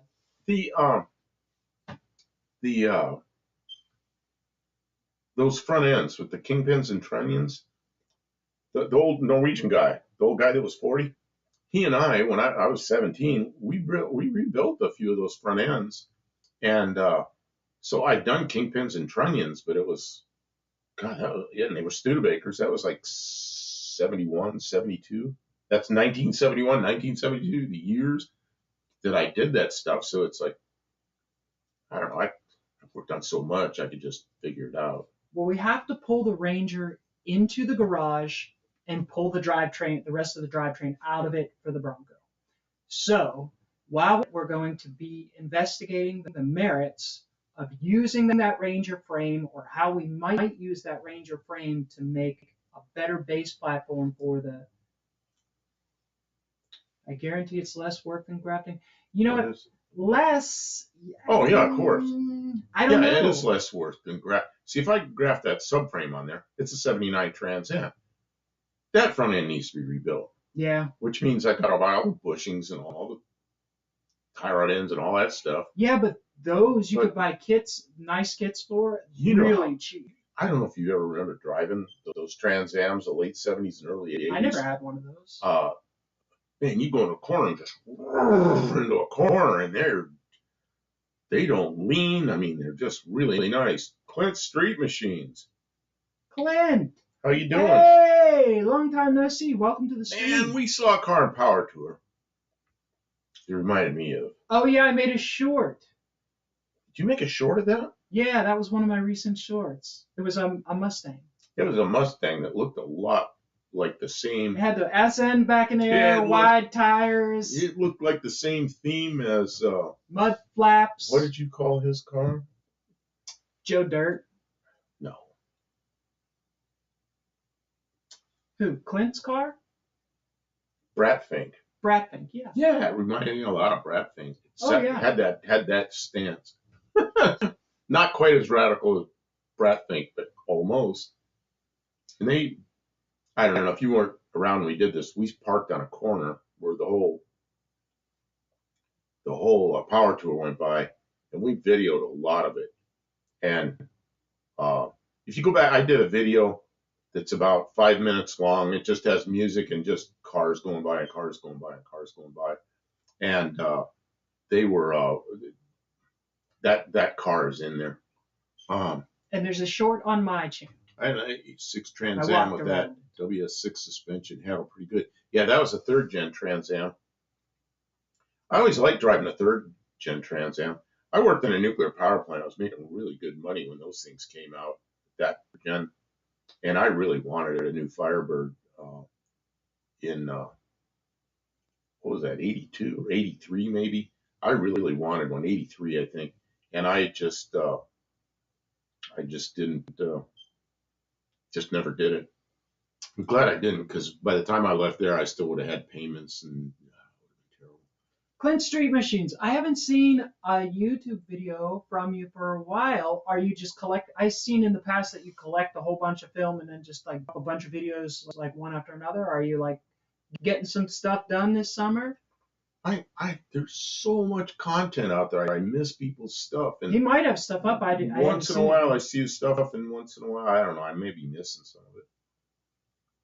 No, Tavo. Yeah. She says yes. No, and I say yeah. Man, what did I see? Welcome to the stream, Mr. Tavo. I saw something the other day from Down Under. It was crazy. What was it? I don't remember. Oh, no, it wasn't from Down Under. It was on Power Tour. It's also in that same video that I did, which I think is the last full video I did, which is about 5 minutes of Power Tour cars going by. And there's about 07 or 08 or so, somebody made into a Ute. It's bright yellow and it goes by in that video I have. And it's pretty cool looking. It looks like something that would have come from Down Under, except it's not. Getting ready to relaunch. Oh, okay. So I'm not missing your stuff. That Mustang looks so cool. Just watch. Okay. You watched the short and saw it. Yeah, it was a Mustang 2, which normally I don't like. And I saw it and I thought, oh, what a weird car. It's got a special kind of vibe. Then I was like, I think I kind of like it. It's got a certain energy to it that, is not like every kind of hot rod. And but it's good energy. And my favorite video I think I've ever done, I'm only getting I don't think I have 100 hits on that video, is the last full video I did that isn't a short, and it's about of just watching Power Tour cars go by, and I sit there and watch it every time. It's like I see stuff I didn't see before on those cars, but nobody's watching it. I wish people would watch it. You want to see what Power Tour is about? That's just a small segment. It's about, like I say, it's the cars going by. And I clipped out, we're on a corner with a red light, so I clipped out edited all the red lights. So when somebody's sitting at a red light, I cut that out until the light turned green, and then they start going by again. So it's 5 minutes of cars going by. And I know that Mustang's in there too. See, that Mustang, there was a group of cars that pulled into that little parking lot we were in, and there was a truck. It was a Ford truck that had a front brake that was locking up, and the whole group of them, all of them had CB antennas. So they all pulled in there together. So obviously they're traveling together, and they all helped each other get that front of that truck so the brakes weren't sticking, and then they all pulled out. And that Mustang was one of the cars in there. So Tavo, what's going on? Are you still at work? I bet you're at work. He's always at work when he comes in here. Or we're showing all these frames. I should put up new I don't have any too many new pictures. What do I have that I could put up there? I don't even know what that is. Good luck with the relaunch, by the way, Clint. It's good to take a break, and then you could come back with a fresh look, a renewed vigor. Vigor. Vigor. Oh, I don't know. I suppose I don't need to put up new pictures. Yeah, I mean, Tavo, I totally understand. There are times where it's just like, it feels like the wind is knocked out of our efforts and stuff doesn't get done. But we've been doing this shorts thing. We've been being really productive. It's been a month? Man, I seems like I just watched that. Time just flies. Thank you for stopping in on your lunch break, Tavo. Yeah, lunch break. Man. Yeah. Sometimes I wish. No, I'm tired. I'm tired of working a job. I kind of like what we're doing, but I could sure use some money. Money. Yeah, it means I don't make any money. Yeah, the cost of everything is skyrocketing, and nothing about our income has changed. I know it can be pretty daunting. I get paid. I got paid yesterday. It's like a vacuum cleaner hit my account already, and we haven't been to the grocery store yet. Man, there's enough in there. We can go to the grocery store. It Kim, just doesn't stop. what happened? You like froze up. I'm running out of steam. You're running out. I'm trying. Do you want a minute by yourself? I'm gonna go pee. Maybe. Oh, you're gonna tell everybody you're gonna pee. You know, tinkle. Okay, tinkle. Sometimes you need a little tinkle. That's not so much to ask. It's been 3 hours. Okay. Okay. Oh, and my bum is numb. I'm sitting on that hard seat. Tavo says, thank you guys for doing your live streams to fit in with my break. Man. Yeah, you're like some time and a half hour off from us. You're Australian time zone that's a half hour off from the rest of the world, or from a lot of the world. You can have money and no time, or time. I have said that my whole life. I either have money and no time, or I have time and no money. People say save your money, and that's hard to do. 12:41 p.m. So you're just afternoon. Oh yeah, lunch. Yeah, and we're 10:11 p.m. the day before. We're not even in the same day, are we? That's really weird. You know, there's one day a year we wouldn't be in the same year.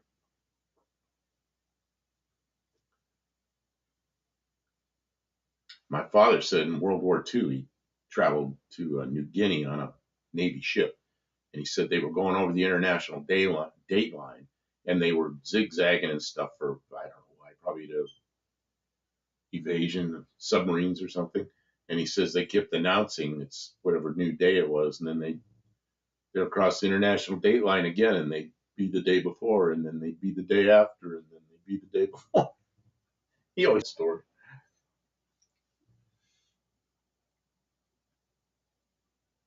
Man, he was 17, went in the Navy, served for 2 years, got out. He's an E5 already. Wow. He was an E5 when he was 19. Just amazing.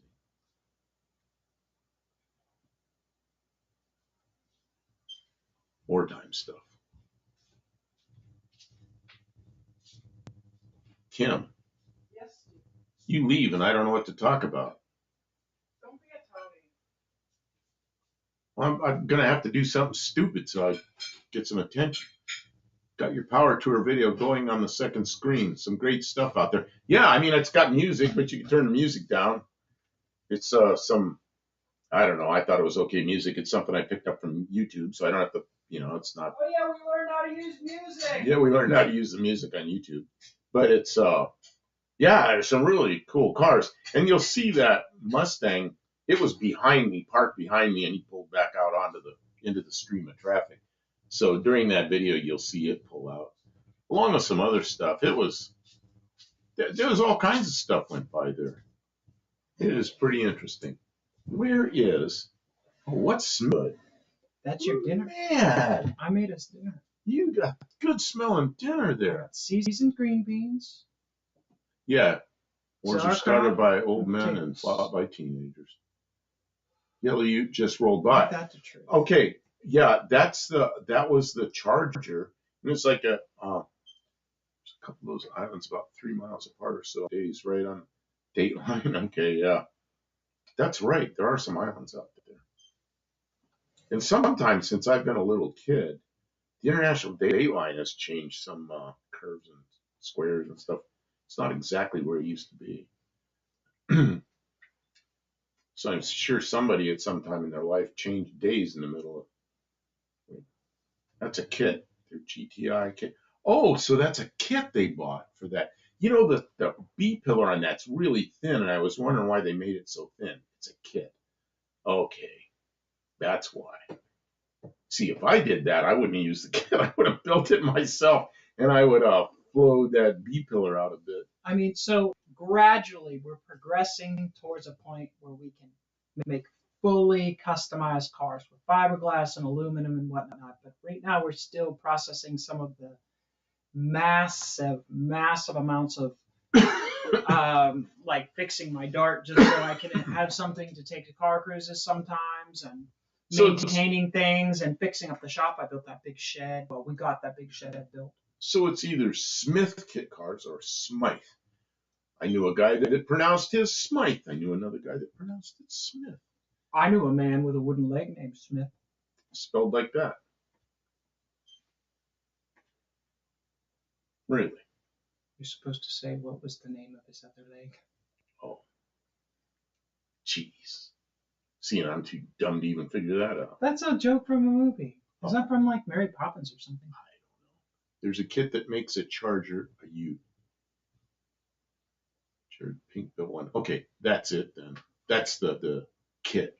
Well, see, I thought You might have saw it. That might have been the car. That's what Clint says.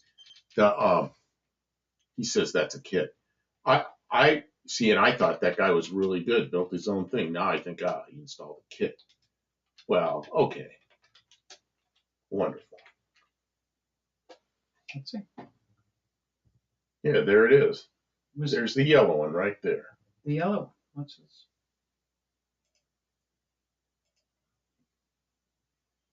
I would say it's one of those yellow ones that went by.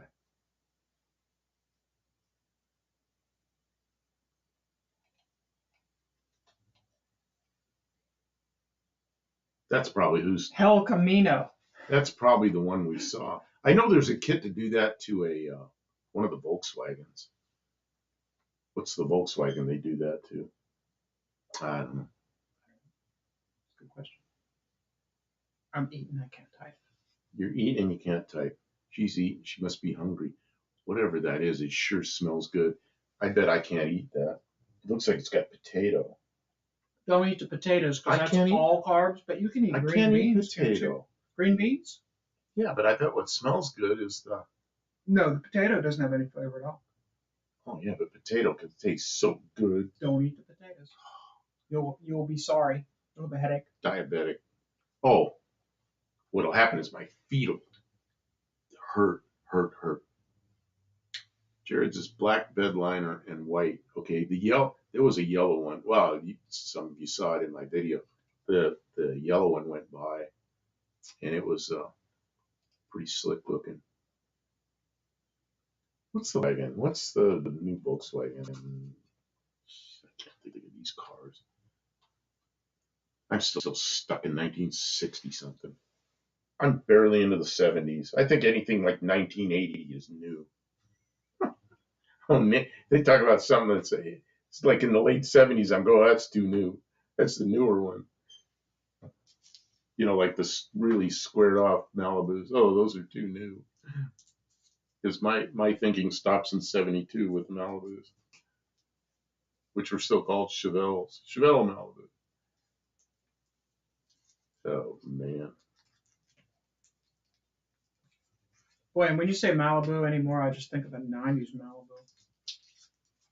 A 90s. Boy, is that a Malaise what is a 90s Malibu? What is a 90s Malibu? I thought in the 90s they were into they were well into celebrities by then.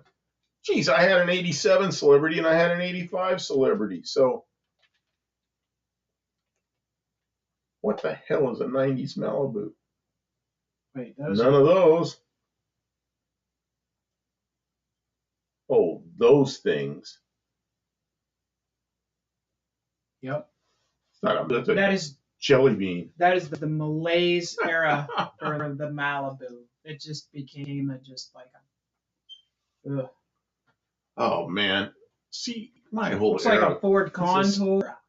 Oh, now there's a winter car. They Ford just ruined Contour. it. I'm gonna drive stick in a Celebrity. I learned to drive stick. The first car I drove was a '57 Ford station wagon and a stick on the column with a 292 two-barrel. There's my father's second Ford station wagon. 90s Malibu is a Turnmobile. Yeah, I look at that. It's like those are all gone. I'm kind of You know, when they say Malibu, that's the car I think of. I think, ew, a Malibu. I don't think what is it? A G body? That's a good Malibu. well. When you first pulled up Malibu, the first thing I see is a A '64. real Malibu, yeah. Okay, that's a Malibu, and a '72 is a Malibu, and a '68. I love '68 Malibus. Is only the square instruments. You know, it's like a '72 El Camino, which is basically a Malibu. That's a pickup. Oh God, I love those things. But yeah, yeah, I got rid of my '72 El Camino. I shouldn't have done that, but I made money on it. It was a total that I fixed. The guy that wrecked it was a friend of mine. He hit a deer going 100 miles an hour and he's pulling a trailer and he wrapped going 100 miles an hour, wrapped a radiator around the water pump. There's a lot of different things wrong with this scenario. And I ended up putting a front clip on it and fixed it all. And it was white, painted it white, and sold it. And I made money. He made money. We did real well on that car. But I drove it around for a while. A Malibu like that with a 3.8 liter engine is a really good car. Doesn't that drive the front wheel? Yeah, but it's just really boring. It's like, Weren't some Malibus actually Toyotas? You got me there. I'm not sure. No, some Novas were built in the Numi plant, whatever it was, in San Jose, California, and there was a matching Toyota. Look up like 87 or 88 Nova. 80. Yeah, some Novas and Corollas I think were built as the same. Oh, 19. Because I had a neighbor that she said she bought a new Nova, and I go, they don't make Novas anymore. I remember those. There's a red one there. Yeah, there's several of them. And so I went over to look at it, and it was a freaking Toyota with a Chevy emblem on it. I was like, oh, it does say Nova on it, doesn't it? It was probably a good car.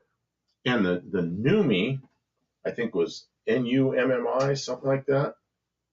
The Numi factory, which was Toyota and Chevrolet, where Toyota and General Motors got together and built that. It used to be a Chevy truck plant.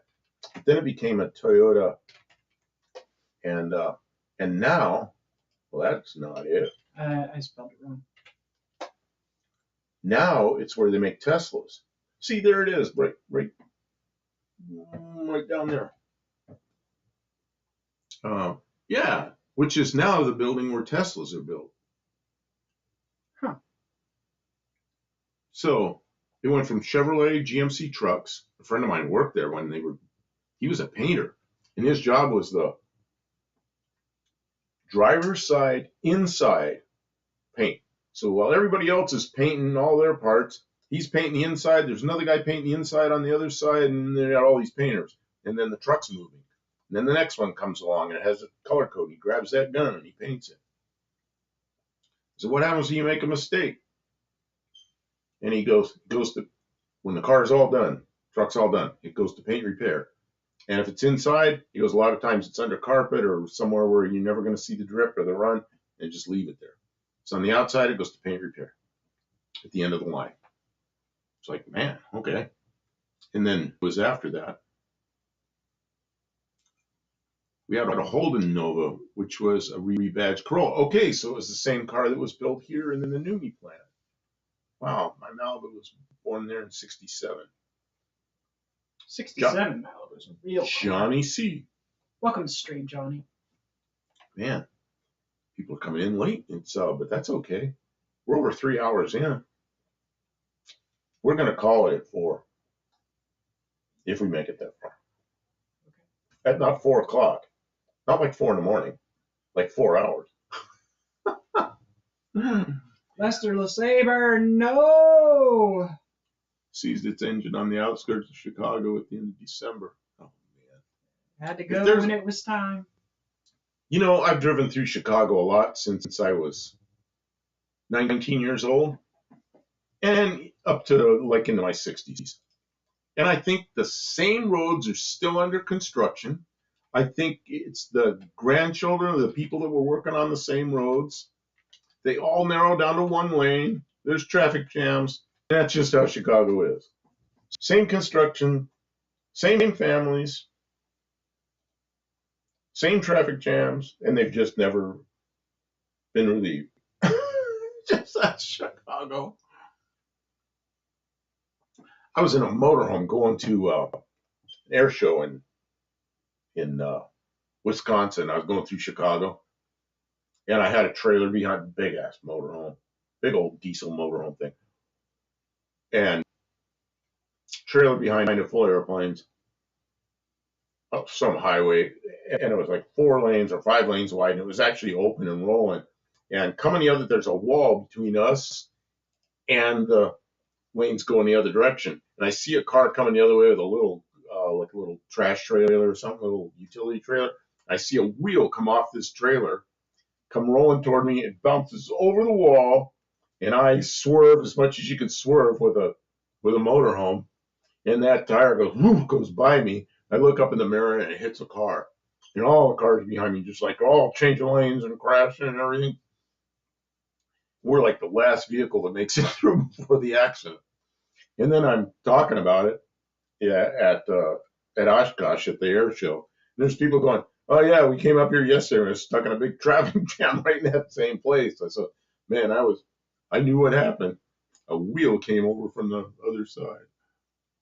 Oh man, my Malibu was born there in '67. Wow. Yeah, it could have very well been there. My 90s Malibu, yeah. Yeah, Chicago's not like, it's like my least favorite place to drive through. I really avoid Chicago. Yeah, Fremont Raceway. Man, I forgot about that. What color was your 67? Yeah, what color was your 67 Malibu? We just saw a 67 Malibu at a local car show. Remember?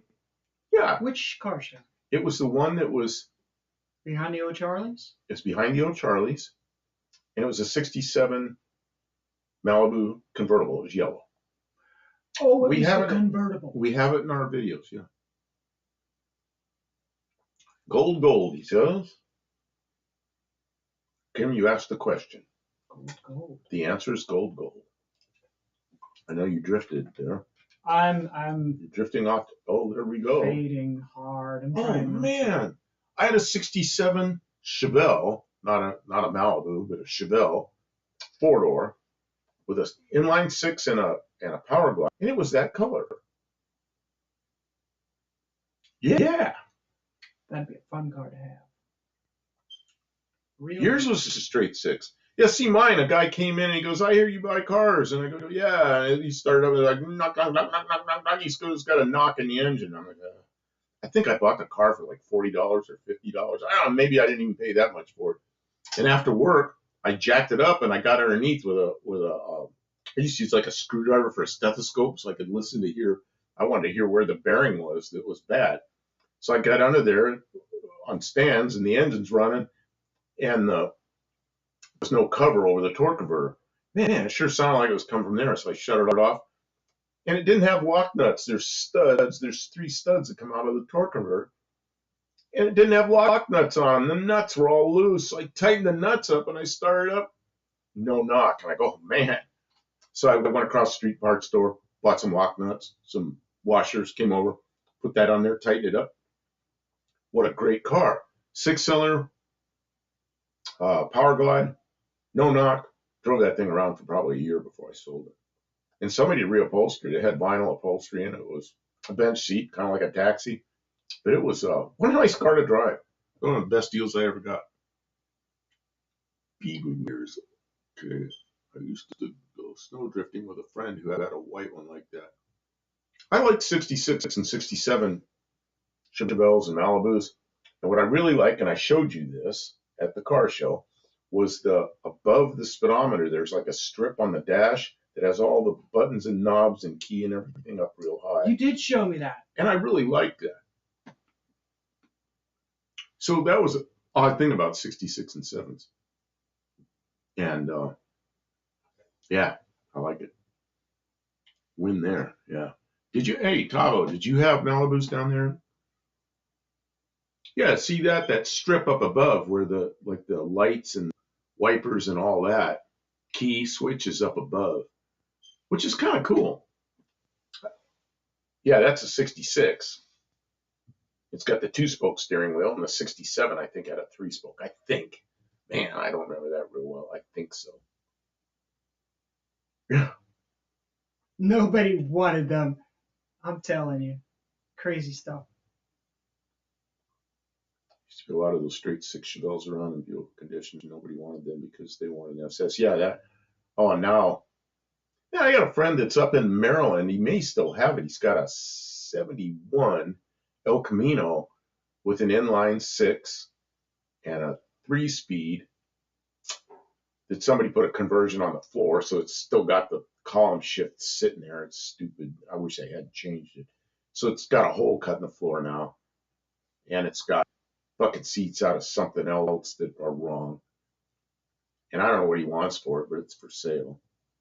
If somebody wants that, it's got a lot of Bondo in it, but it's complete. It's got you wanted a pretty good price for it. It's got airbags in it, so it'll set right down on the ground or jack it way up, and back in the bed there's all the compressor and all that stuff. So I don't know if people like stuff like that. I looked at it. He really wanted me to buy it. I liked everything about it except that, I don't know, it's got a lot of Bondo in it. I'd have to either enjoy it the way it is, or if I took it all apart and took all the Bondo out of it, it might be a bigger job than I want. So, no proper Malibus down here. Holden did import one model, I think in the early 2000s. Not such a good seller. Oh yeah, they were Holdens down there. I don't know why I was thinking. I forgot that in that Chevrolet you had Holdens. Johnny C, the 6-cylinder is good for a keeper, but the V8 gives you the resale. And the thing that's nice about the V8s and those, they bolt up to the transmission, they bolt up to everything. If you want to put it back, you just put it back. Chevy's nice like that. You haven't destroyed anything, They're hiding stuff in those big vent doors. Vent doors. Them are nice. I remember in my 72 Dart that we had those vents. What are you talking about? Under the dash, there's the little vents, air vents. Okay. They had doors that you opened up manually to get air in.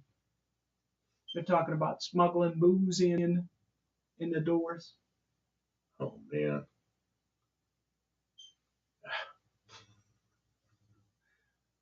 That might look like pony. What is a pony? What's a pony? I thought that would be a Mustang. Is that a Mustang? Snappy. I'll bet you. Yeah, that's probably quick. Fun to drive. The 05 was the first year of what I call the new Mustang. It looks like the 67 Mustang, kind of. I really like that body style. Wow. Great home, decent cars, plentiful parts. There's some Holdens that I really liked.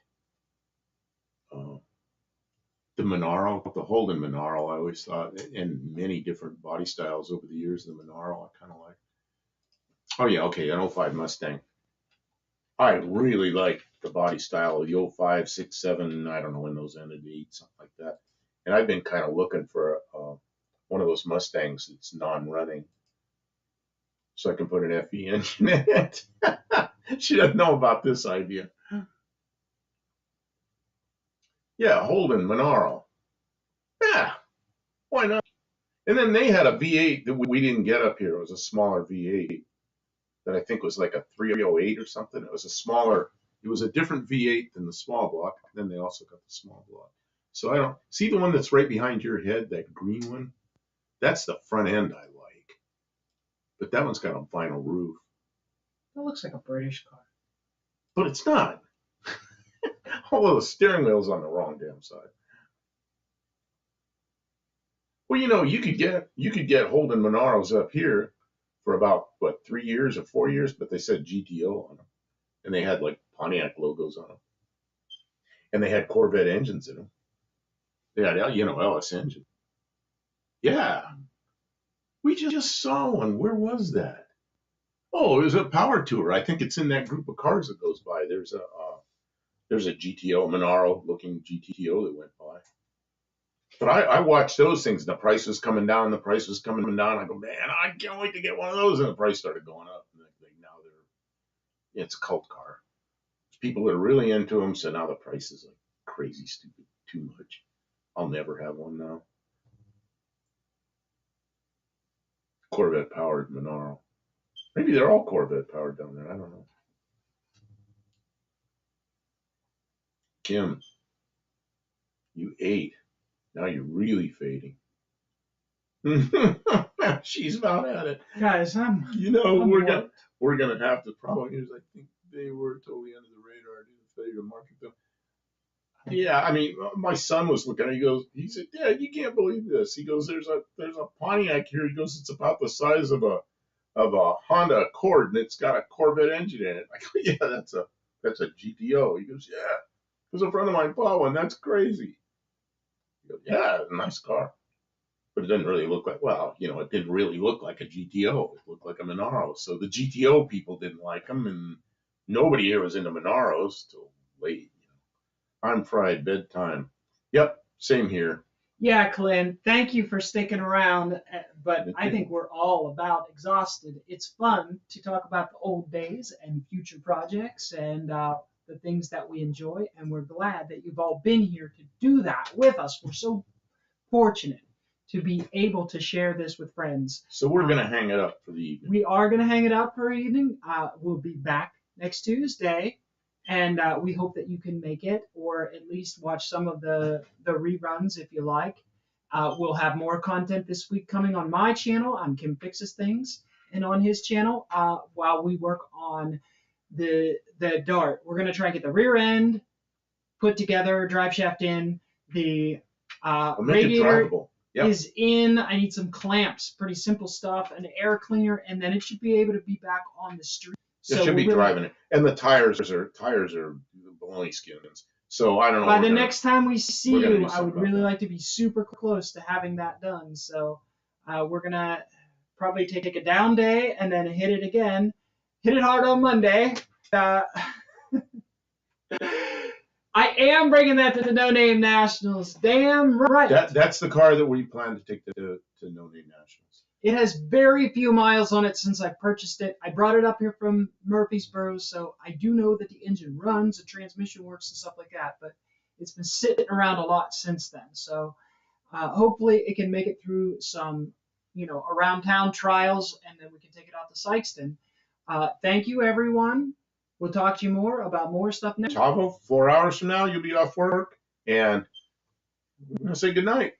Okay, Take care. Thanks a lot, everyone. Good night.